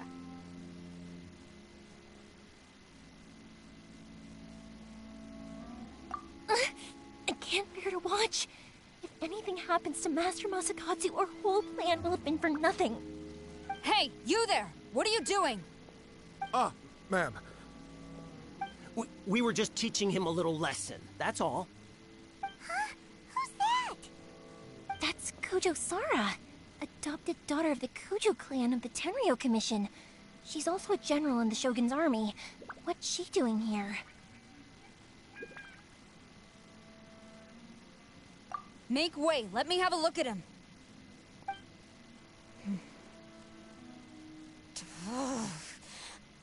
I'm sure you're well aware that torture is strictly against military regulations. Yes, ma'am. If you are unashamed of such disgraceful action, then you are also unworthy of the Tenryou Commission itself. Do I make myself clear? Yes, ma'am. It won't happen again. Oh, Paimon sure wouldn't want to get on her bad side. Hey, this is our chance. Let's move while they aren't watching Master Masakatsu. Yoimiya, are you sure now's the right time? Who is that? Quick, go and investigate. Yes, ma'am. They're coming! Quick, hide! Sorry. I didn't mean to. Don't worry, I've got us covered. Time for my little present.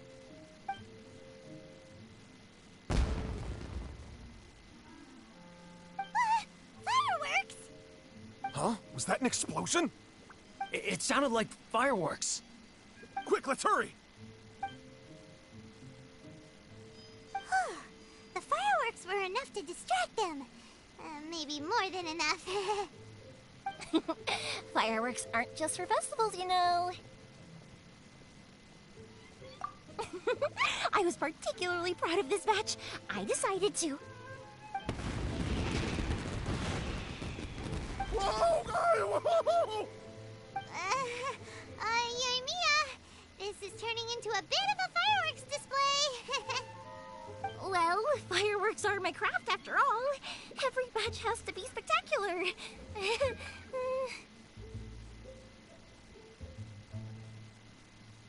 Look, the coast is clear. Now's our chance.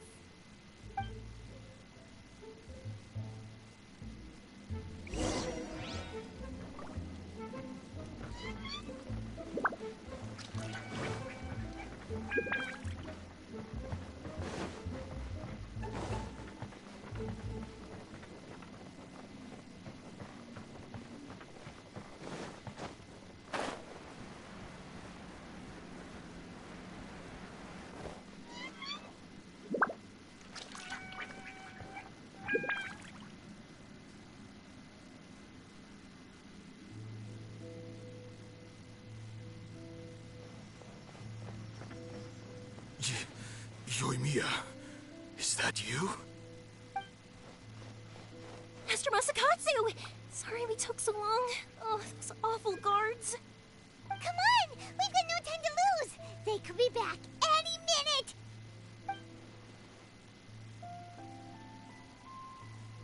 Oh. Yes, leave. Before I let my judgment get the better of me. He's in serious condition. Be sure he gets immediate medical attention. But remember, once he's recovered, it won't be long until I bring him right back. Well... you can bet we'll do all we can to keep that from happening.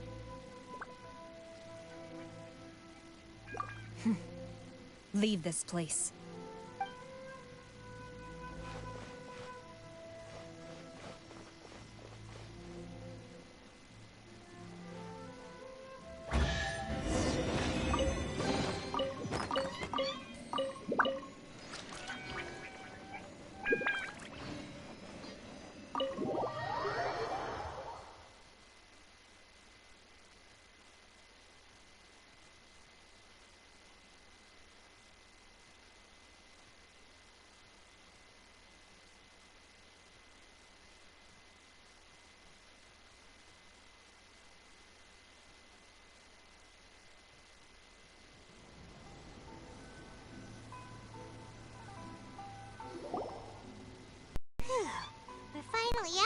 creepy place. Yes. Finally, I've made it out of there. Master Masakatsu, how do you feel? Can you hold on? Don't worry. I think I can make it to the infirmary without keeling over. Thank you. All of you. I'll take him to get treated. I'll treat you to a round of drinks once this is all over. Don't worry about us. Just take care of Master Masakatsu.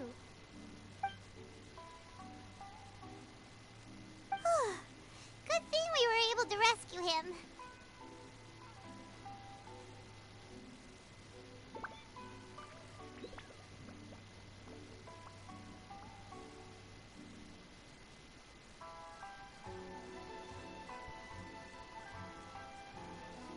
Right, Kujosara. Do you think she was making up for how the guards were treating him? It seems as though there are some okay people among the ranks of the Tenryou Commission. Though Paimon would never agree with their actions in the Vision Hunt Decree, of course. How about we go tell Ayaka and the others the good news?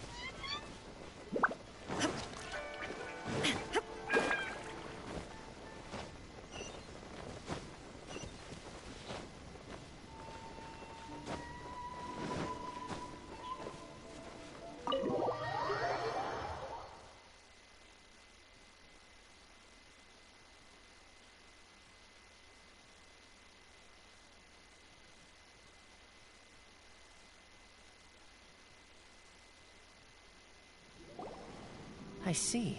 So Kujosara stayed her hand. It would appear she still has some honor to her.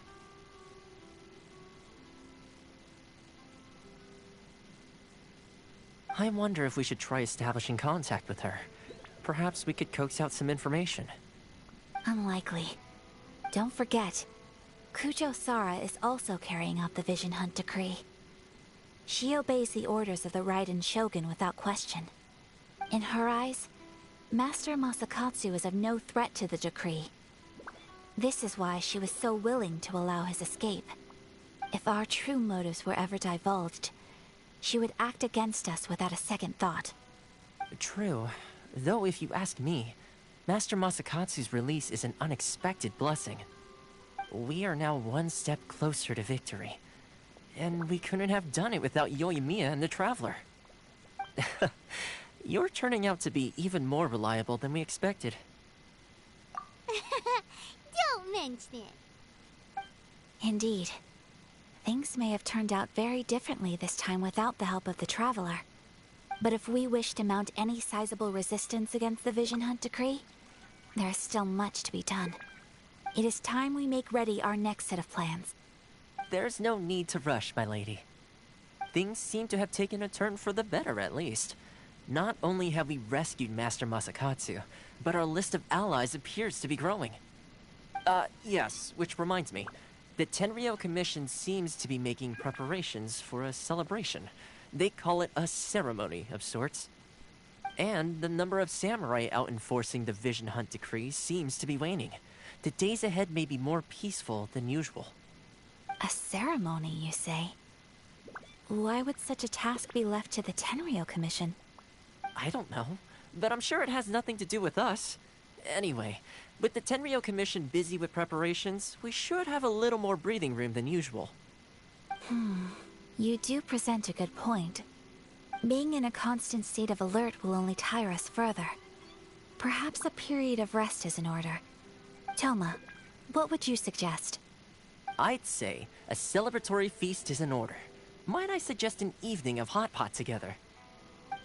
Funny enough, I learned a new hot pot game recently. I'm sure you'll find it quite amusing. A hot pot game? What's that? Well, as long as it has to do with eating. Simply put, every person prepares an ingredient to add to the hot pot. Once the meal begins, we add all the ingredients together. Then we take it in turns to close our eyes, pick an ingredient out of the pot, taste it, and guess whose ingredient it was. Anyone who guesses correctly can go again, and whoever finishes the meal with the most points is declared the winner. Tradition even has it that the winner receives blessings from the god of hot pot. Don't you think it sounds like fun? I've been wanting to give it a try. In fact, I've already got my ingredients prepared. You really do want to play, huh? Well, sounds like we've got our work cut out for us. Time to gather some ingredients. But what should we choose?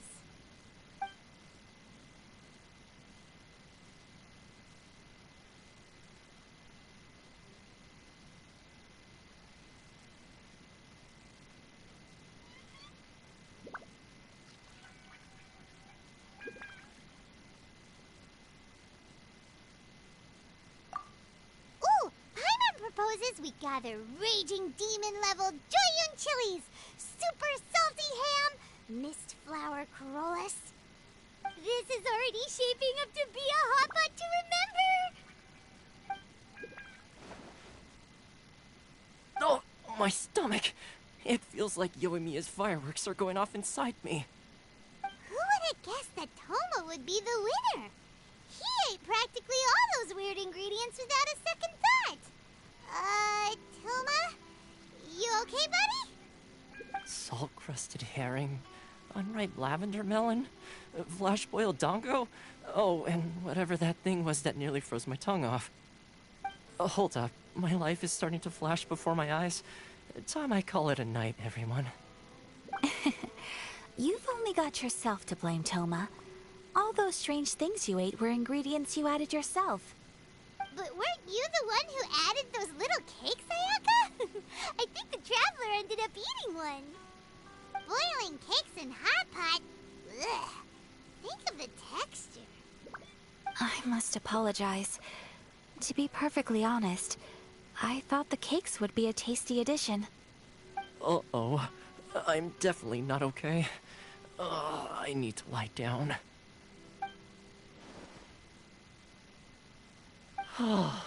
I feel like a new man. You know, Toma, all you had to do was guess wrong on purpose and it would have been someone else's turn. Talk about being competitive. Guess I've been feeling unlucky recently and wanted the God of Hot Pot's blessing. Perhaps I did get a little carried away. Still, I couldn't be beaten at my own game first time around. I think my luck has already taken a turn for the better. I can sense it. So without further ado, I hereby declare that the winner of today's Hot Pot Challenge is... me. Oh, brother. Good effort, team. Another important job taken care of. Next on the agenda, some well-earned rest and relaxation. Yes.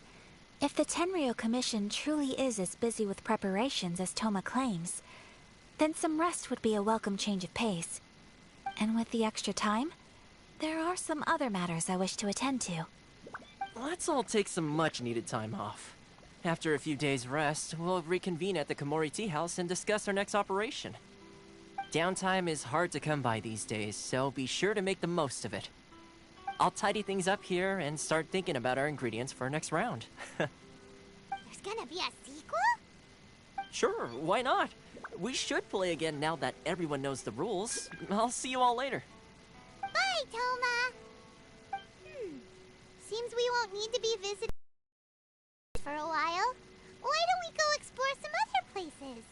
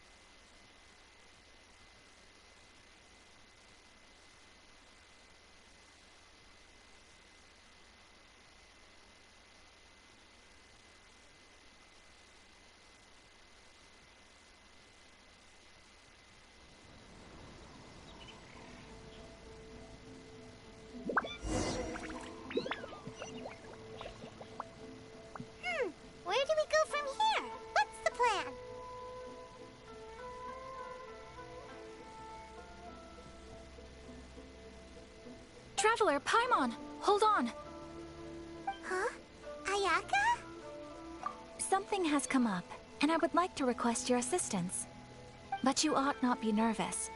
This is not coming from the Yashiro Commission or the Kamisato clan. It is my own individual request. Individual request? You mean personal stuff? Correct. It concerns my mother.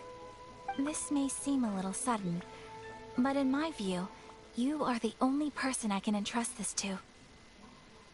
A few days ago, I was sorting through some old family belongings when I found a notebook that belonged to my mother. She wrote about all kinds of things, mostly of little consequence. But what drew my attention was a name. It is one that I have never heard before, so the fact that she mentions it so frequently, it makes it difficult for me to ignore. Probably your mom's best buddy, right? Never. And although my mother and father passed away many years ago, both my brother and I are familiar with the vast majority of their acquaintances. So, I am very curious about this mysterious individual. I would very much like to meet them. According to the notebook, their name is Tsubaki. This seems to have been someone very important to my mother. Someone with a lot of personality, who liked to have fun. Paimon thinks it sounds like a girl's name. That's what I thought too. So what do you want us to do? Do you need us to find her for you? No. Her address is given in the notebook. We can head straight there. I wanted you to assist me with the preparation of greeting gifts. Please keep everything I have told you in strict confidence. The proper course of action would be to involve my brother and visit her together, but he is terribly busy at present, and on a more selfish note, I don't wish to involve anybody else from Inazuma in this matter. Exactly. That, and you are also a kind, well-mannered person with a genuine concern for other people. Not to mention trustworthy. I would not feel comfortable with anyone else in this situation. You can count on us! We've done greeting gifts before, so we should be able to help. In terms of payment, just treat us to some delicious food and we'll be more than happy. Wonderful! In fact, I was hoping to take this opportunity to show you both around, if you don't mind, of course. Oh, we don't mind. We don't mind at all. Do we? Thank you kindly. Shall we head off then? Ogura Textiles and Kimonos is our first stop. Alright, sounds great!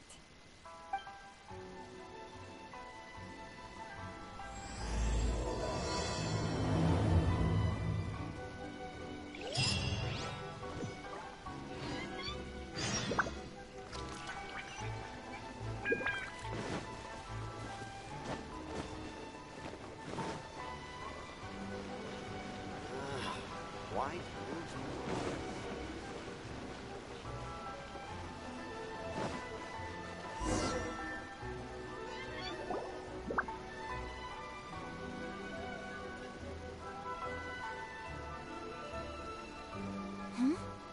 This must be... It's a festival promotion. Hey, speaking of, we haven't been anywhere fun since we arrived in Inazuma. No! What made you think that? Festivals are a common occurrence here in Inazuma. We in the Yashiro Commission are very well acquainted with these sorts of customs. Each season brings its own festival, and each festival in turn brings a fresh challenge to the task of maintaining public order. So, while festivals are undoubtedly joyous and lively occasions, for us, they are also a cause for concern. Oh, my apologies. I should stop thinking about work. This is hardly relevant to the matter at hand. This store here is the place I wanted to visit. Oh, so you weren't checking out the promotion? Well, let's take a look inside then. Welcome. I have all the latest styles. Please take a look. Oh, it's Miss Kamisato, with guests from overseas. Welcome to Ogura Textiles and Kimonos. Are you here to purchase fabric or for tailored garments? Oh, greetings to you too. I have a design here for a garment. Would you be so kind as to take a look? Oh, Ayaka came prepared. Let me see. This could be... It could be... Oh, it's a very fine design. Miss Kamisato, you'd like us to make a kimono following this design, yes? Please, if you could. I'm honored that you'd choose Ogura textiles and kimonos for your tailoring needs. However, there is one rather difficult problem.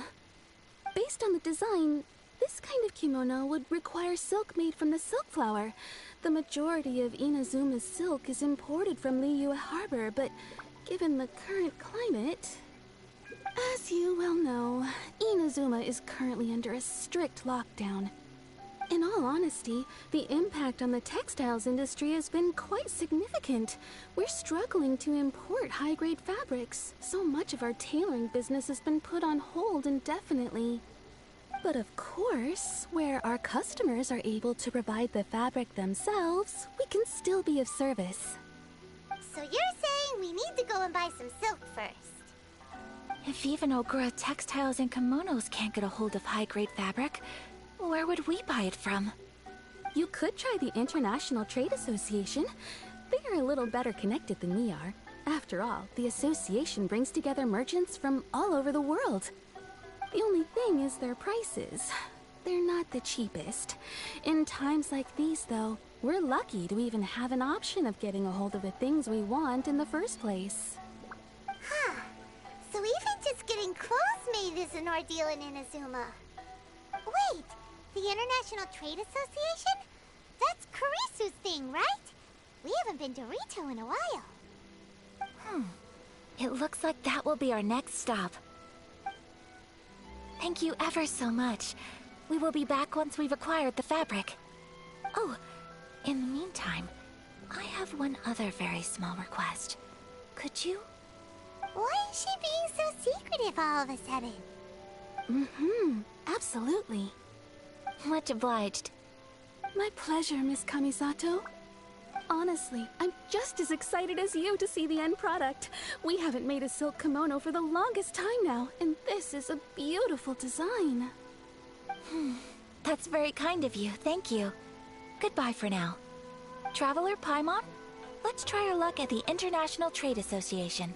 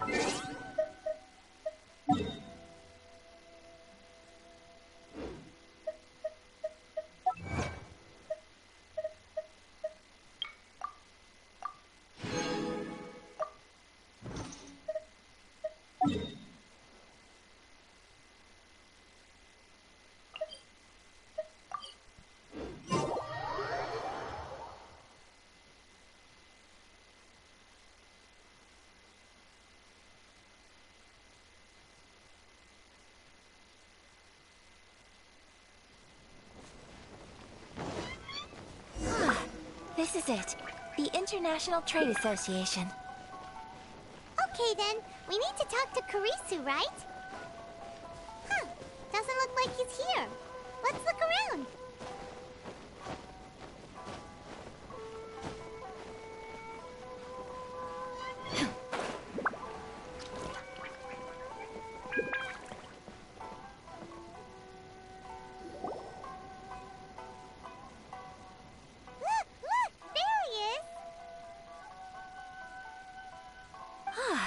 Looks like we found him.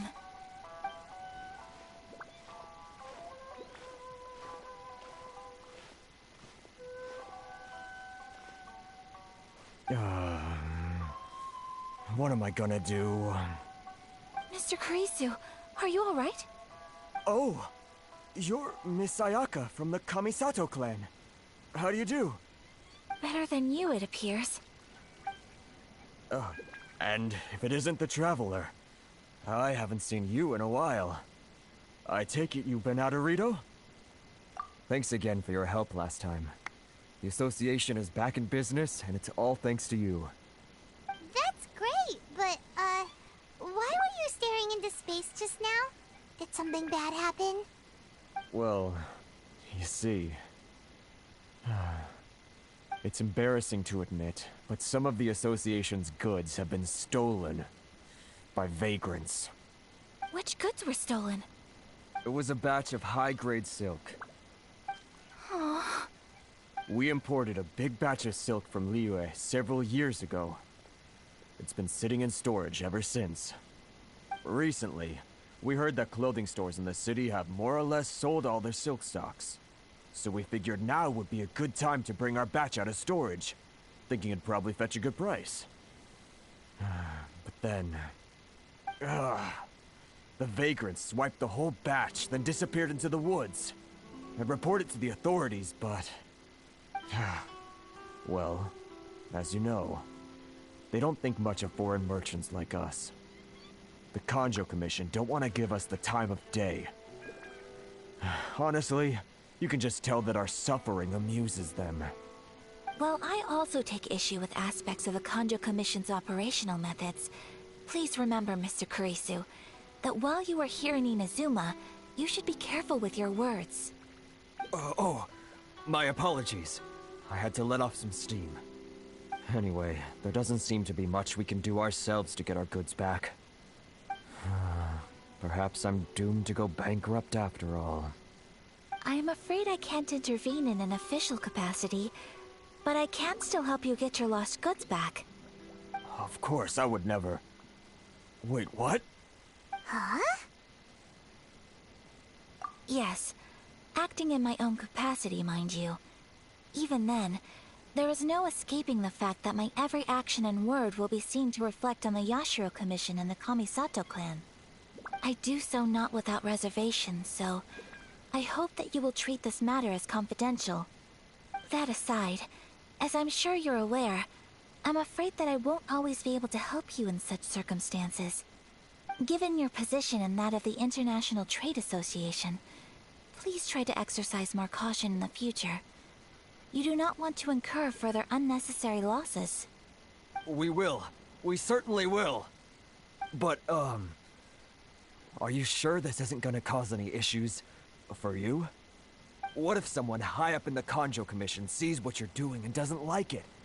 You're a highly respected member of society. Surely putting your neck on the line for small-timers like me can't be worth the risk. Very humorous. Let's not forget that I am the eldest daughter of the Kamisato clan. I would be very surprised indeed if anybody in the Kanjo Commission felt that I was accountable to them for my actions. Whoa, that sent shivers down Paimon's spine! Does everyone from a powerful clan talk like that? Mr. Kurisu, I need to know the exact time and location of the theft, and anything that stood out about the perpetrator's appearance. Thank you so much. Let's see, it was 2 hours ago now, over at the,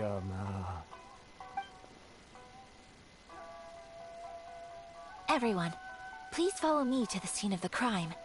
The investigation starts there. All right, off we go!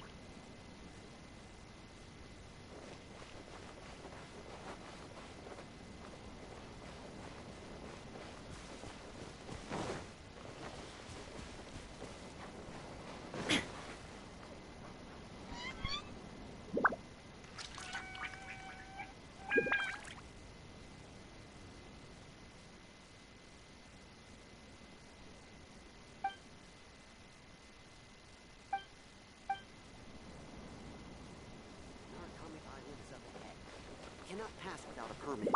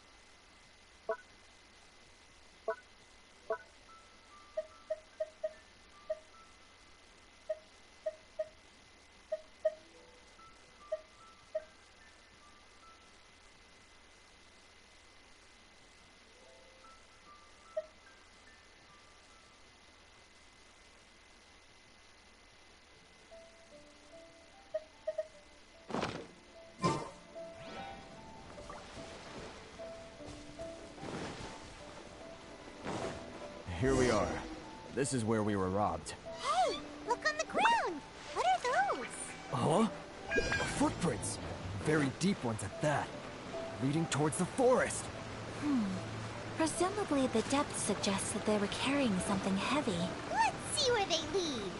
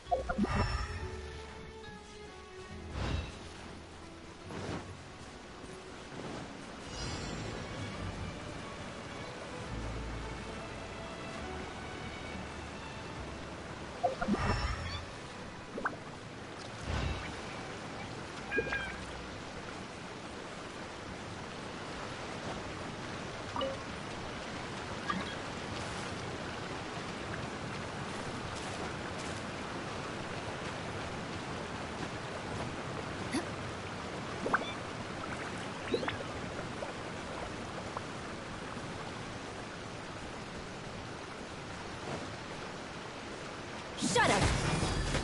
Let's get down to business. Illusion shattered!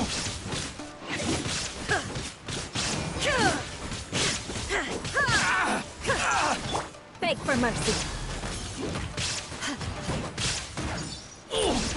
Eye for an eye. To the fairy.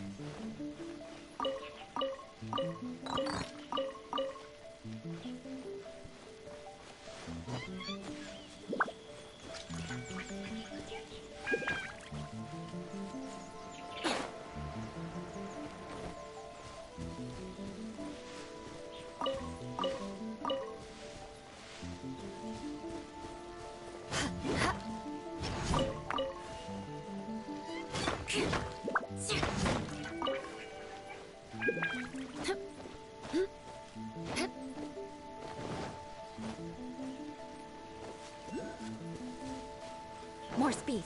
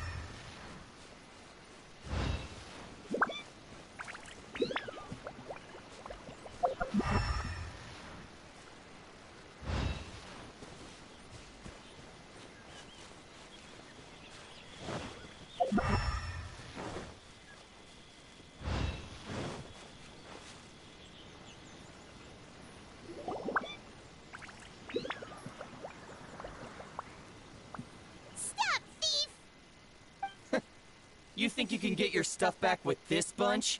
You must be dreaming. Why, you better hope you have the courage of your convictions. Why wouldn't I, old man? Answer me this. You're one of those Outlander merchants, right?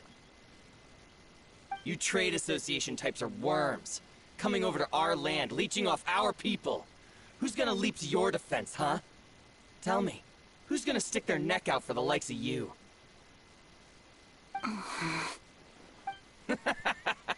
Look at that. No response. You know I'm right. Face it. This is Inazuma. You've got no ties here. You're at the bottom of the pile. Can you really blame us for walking all over you? You are despicable. Hey! I just had an idea. Since you came all this way, how about we do some business? Business? Pay up. And you can take your fabric back. Sound good?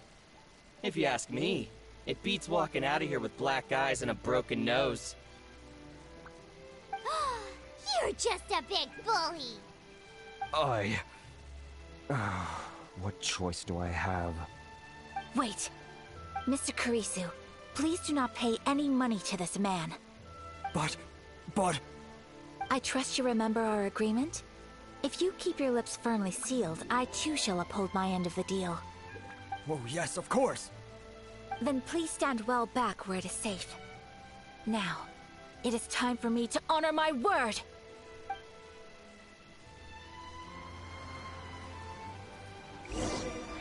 It's my lucky day! Say no more! Apologies! So rude!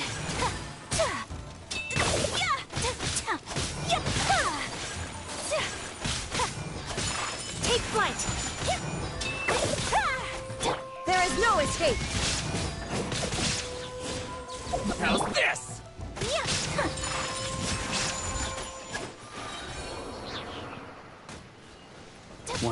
Let's get down to business! Embrace the ice! Unthinkable! How's this? I got careless.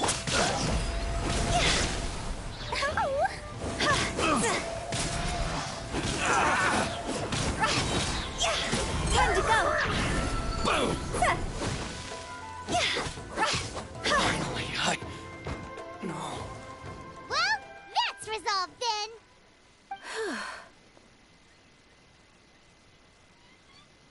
No, please, It was nothing. I was simply doing my duty. Miss Kamisato! Traveler! Are you hurt? Don't worry, we're fine. The vagrants left in quite a hurry. It would seem they didn't have time to take anything with them. I believe your stolen goods should all be here. Thank you. Thank you so much. You'd best do a count. 6, 8, 10... Yep, it's all here. Great! Now we can finally buy some silk. Buy silk? You mean you need some of the silk here? This was indeed our intent. Don't get us wrong, though. That's not the reason we helped you out. Even if it were just a few carrots or cabbages, chances are we still would have helped you get them back. Paimon thinks we're pretty lucky. If we arrived any later, our chances of getting silk in Inazuma would have been 0. I honestly can't thank you all enough. Please, say no more. You need silk? I'll pick out a piece for you right away.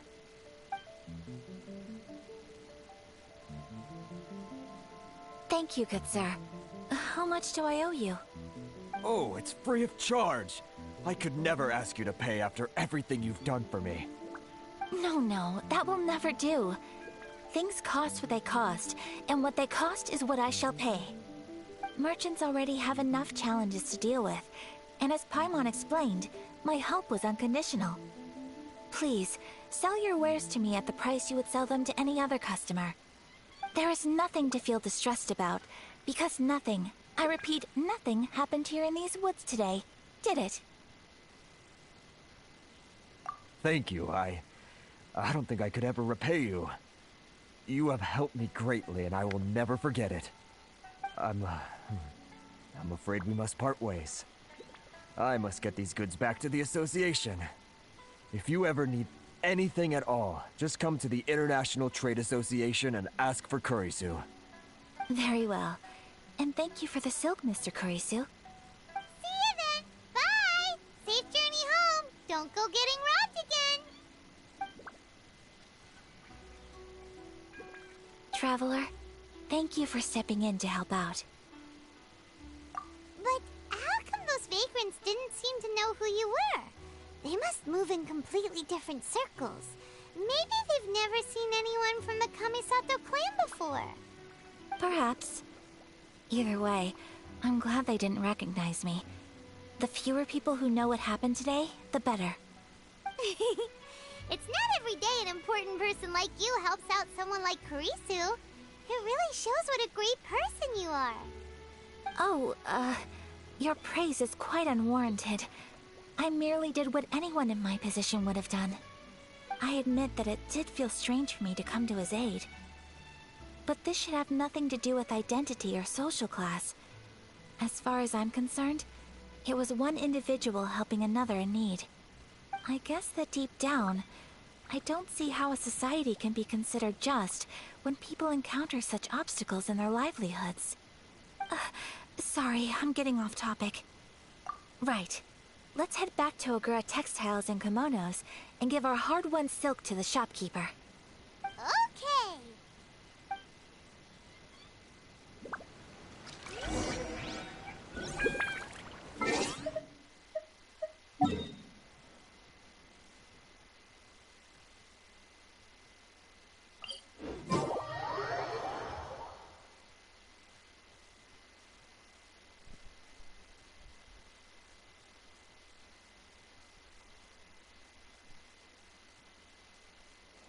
With the wind.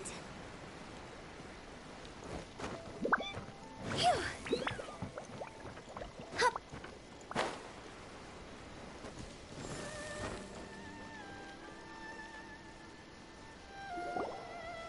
Hey there, we're back. Welcome back. So, any luck at the International Trade Association? Did they have any silk in stock? Yes, they did. Here. Excellent news! So, apart from the silk, I think everything else I need I've got in store already. I just need to go and take stock of our materials. It won't take me a moment. I'll be right back.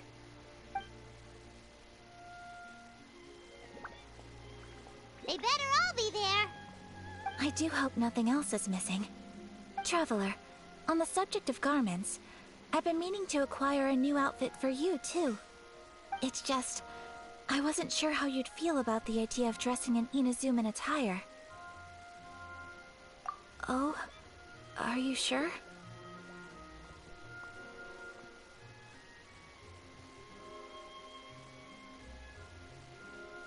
Is that so? Impressive. So travelers of your stature hold themselves to a dress code, as well as a code of conduct. More like when you're away from home, you've gotta live by certain rules to survive, whether you like it or not. But Paimon would still love to check out some Inazuman outfits. Just what is that supposed to mean? They make them in whatever size the customer asks for. Your interactions are so adorable to watch. I can certainly find someone to tailor a Paimon-size outfit if Paimon so wishes.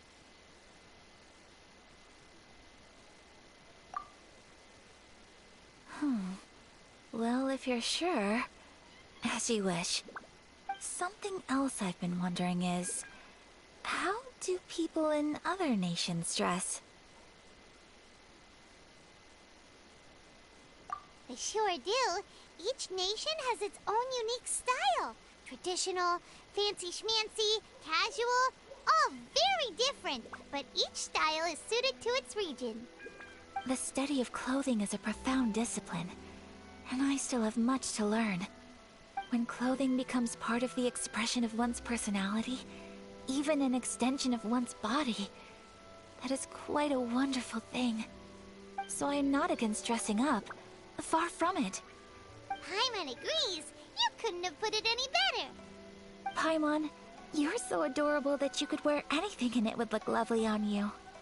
Wow! Paimon just got a compliment! Sorry to keep you waiting. I've checked my inventory. Thank you. Is there anything else you're missing? Fortunately not. I have all the materials I need. As for the size, would you like me to go by the dimensions given on the design? Yes, please. Understood. I'll get to work shortly. In total, that'll be this much. Here you go. Is it possible to treat this as an urgent order? Well, luckily, we don't have any other urgents at the moment, so I can begin work right away. It will still take me some time, though, so please come and collect it later. Until then, I'm sure you'll find somewhere nearby to pass the time. Good idea! Let's check out the whole area. We don't want to leave any loose ends. There will be no loose ends while you're in my company. I already decided where to go while we wait. For our next stop, I'd like to take you both for a meal. Food? Oh, Paimon likes this plan. Mm-hmm. I picked the venue especially for you. A humble local eatery called Kiminami Restaurant. I thought that the relaxed atmosphere there would suit our day much better than the prohibitively formal one of a high-end restaurant. Shall we head off? Yep. Paimon can't wait!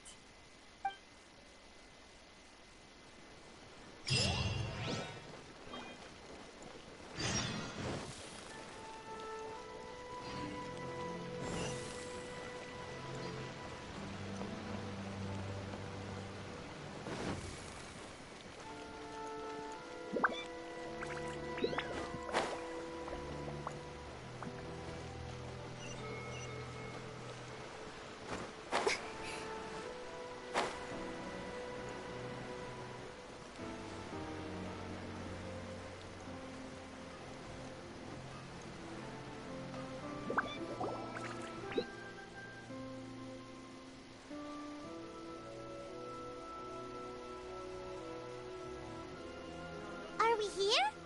Ooh, it's one of those street-side places. Looks cute and cozy. Welcome! Oh, Miss Kiminami, how do you do? Ah, Miss Kamisato. Perfect timing. Your booking was for... well, right now. I believe so. We'll be sticking to the order I placed in advance. As for the other matter we discussed, thank you for your help. Excellent. No problem. And everything you asked for is ready and waiting. Traveler, tiny customer, please wait here for a moment while I prepare your food. Go ahead and take a seat. There is something I need to take care of, but I'll be back momentarily. It's nothing of that sort. I just have a few minor things I need to attend to. I won't be long.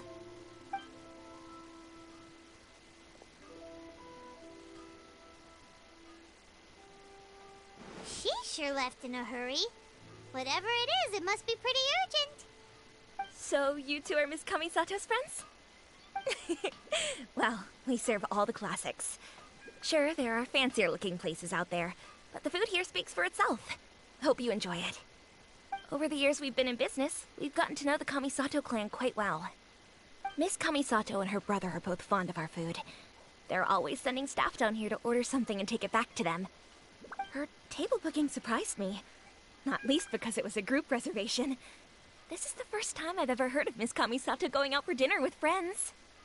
The first time ever? Oh, guess that makes us pretty important people, huh? Sure does. And I'm probably crossing the line here, but I'm just telling you what others have told me. Apparently, Miss Kamisato doesn't have a lot of friends. How is that possible? She's so kind and polite to everyone. Paimon would have thought that would make her really popular. That's what I used to think too. But it turns out the rules of social interaction are a bit more complicated than that. Nobody in the neighborhood has a bad word to say about her. They all say she's beautiful, elegant, graceful, not to mention that she belongs to one of the most illustrious clans in the land. In short, they see her as a model young lady. But that's just it. People look at her and they see a model of perfection, and they don't feel like that's something they can relate to. So the majority of kids from our ordinary families don't even try to talk to her. So you see, on paper, she sounds like a girl everyone would want to get to know. But in practice, she finds it difficult to make friends. Huh. Paimon never would have guessed. We don't speak all that much, but we do go quite a way back. I've always admired her for taking on so many responsibilities at such a young age. So it makes me really happy to see her here with friends today.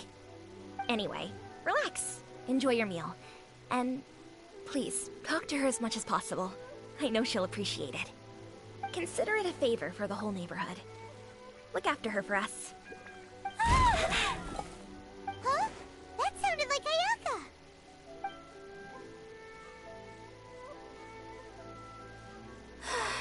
I'm so sorry, Traveler. Could you join me over there for a minute? I need your help with something.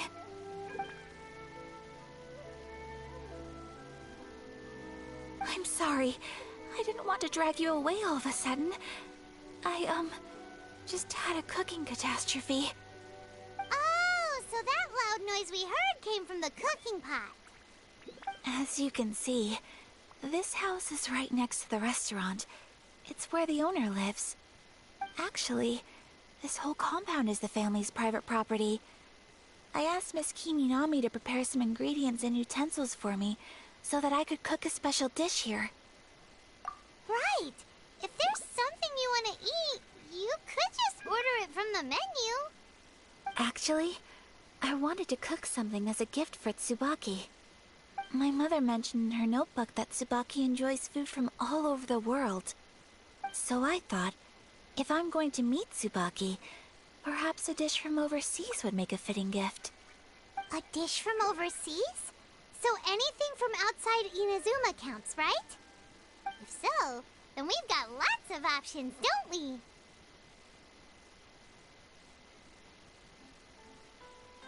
Hey! Don't make this weird! Can I leave you to finish this task then? Just as a personal favor. Is that okay? I'll be indebted to you. Great. But what kind of overseas dish would make a suitable gift? It needs to survive a journey from the kitchen to the recipient's doorstep. Oh, Paimon knows! There's one dish out there that was practically created for this purpose! Pizza! Pizza? It's an assortment of toppings and sauce spread over a bread base and cooked in the oven. And it's so good! That does sound pretty good.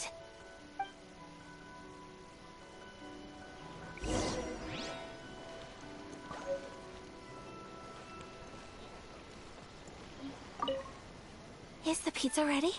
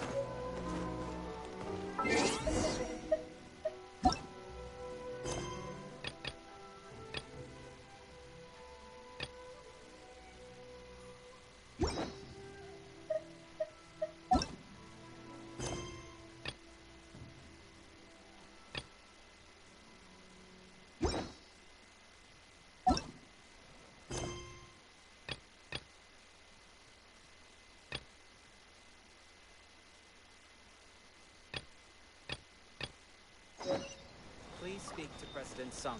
I'm here to help. Is the pizza ready?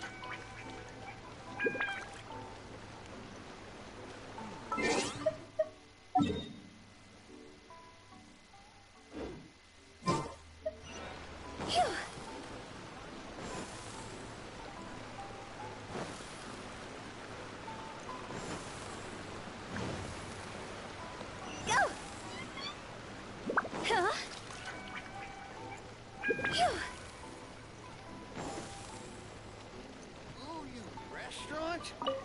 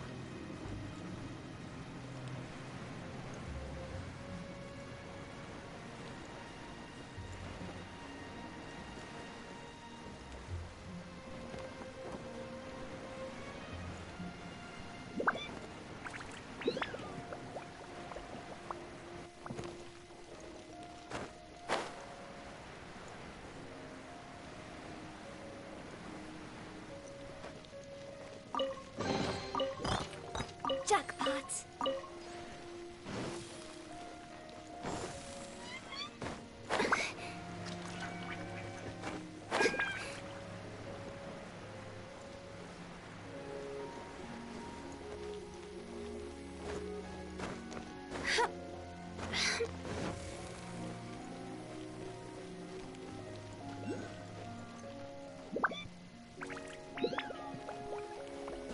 With the wind.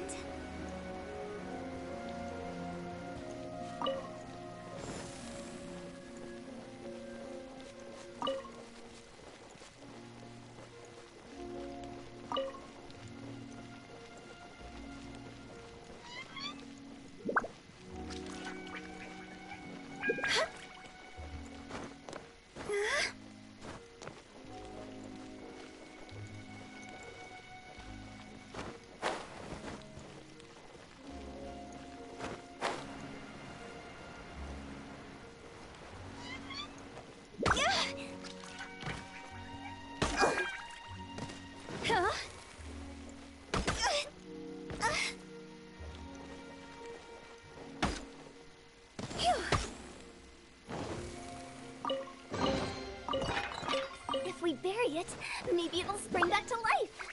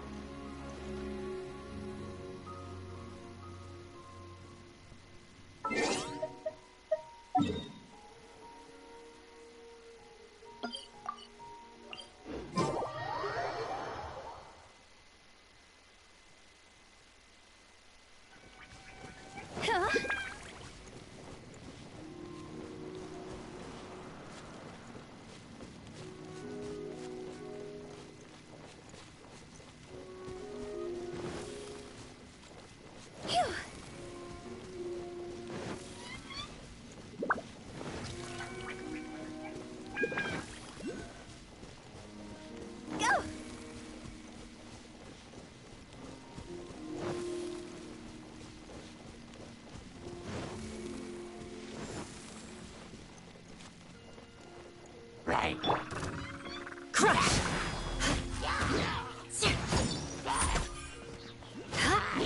Shudder!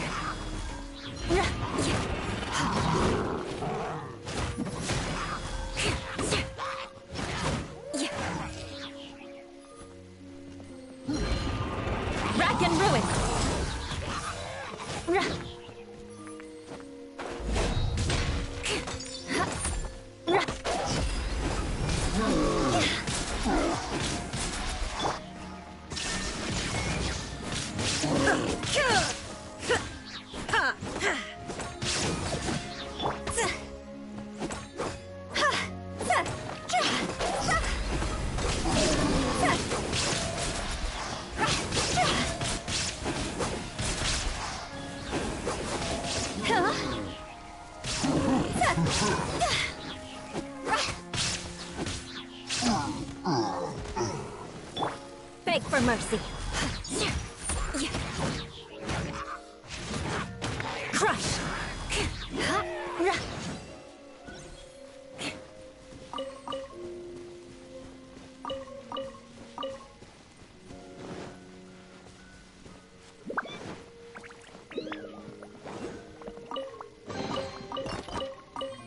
What do we have here?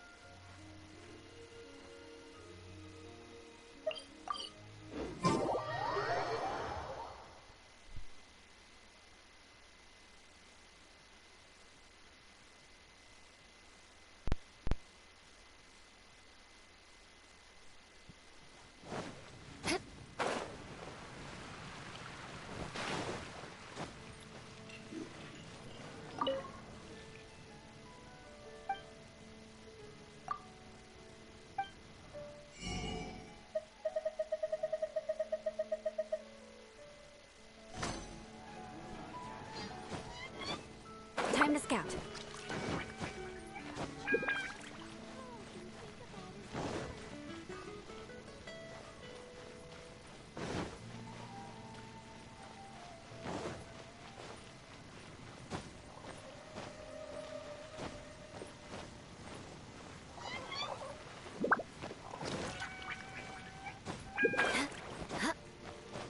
Time to scout.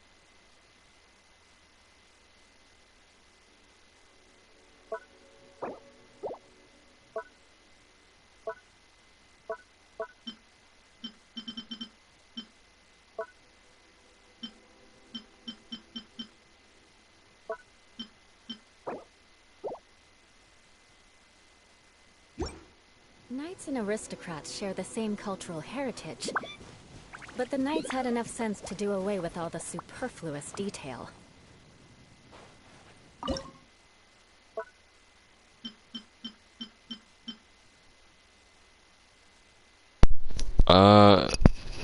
This thing says 9 minutes. What? Okay, I'm good. I'm gonna be back in a moment. I guess 9 minutes. And I'm gonna stop it here and then we'll continue.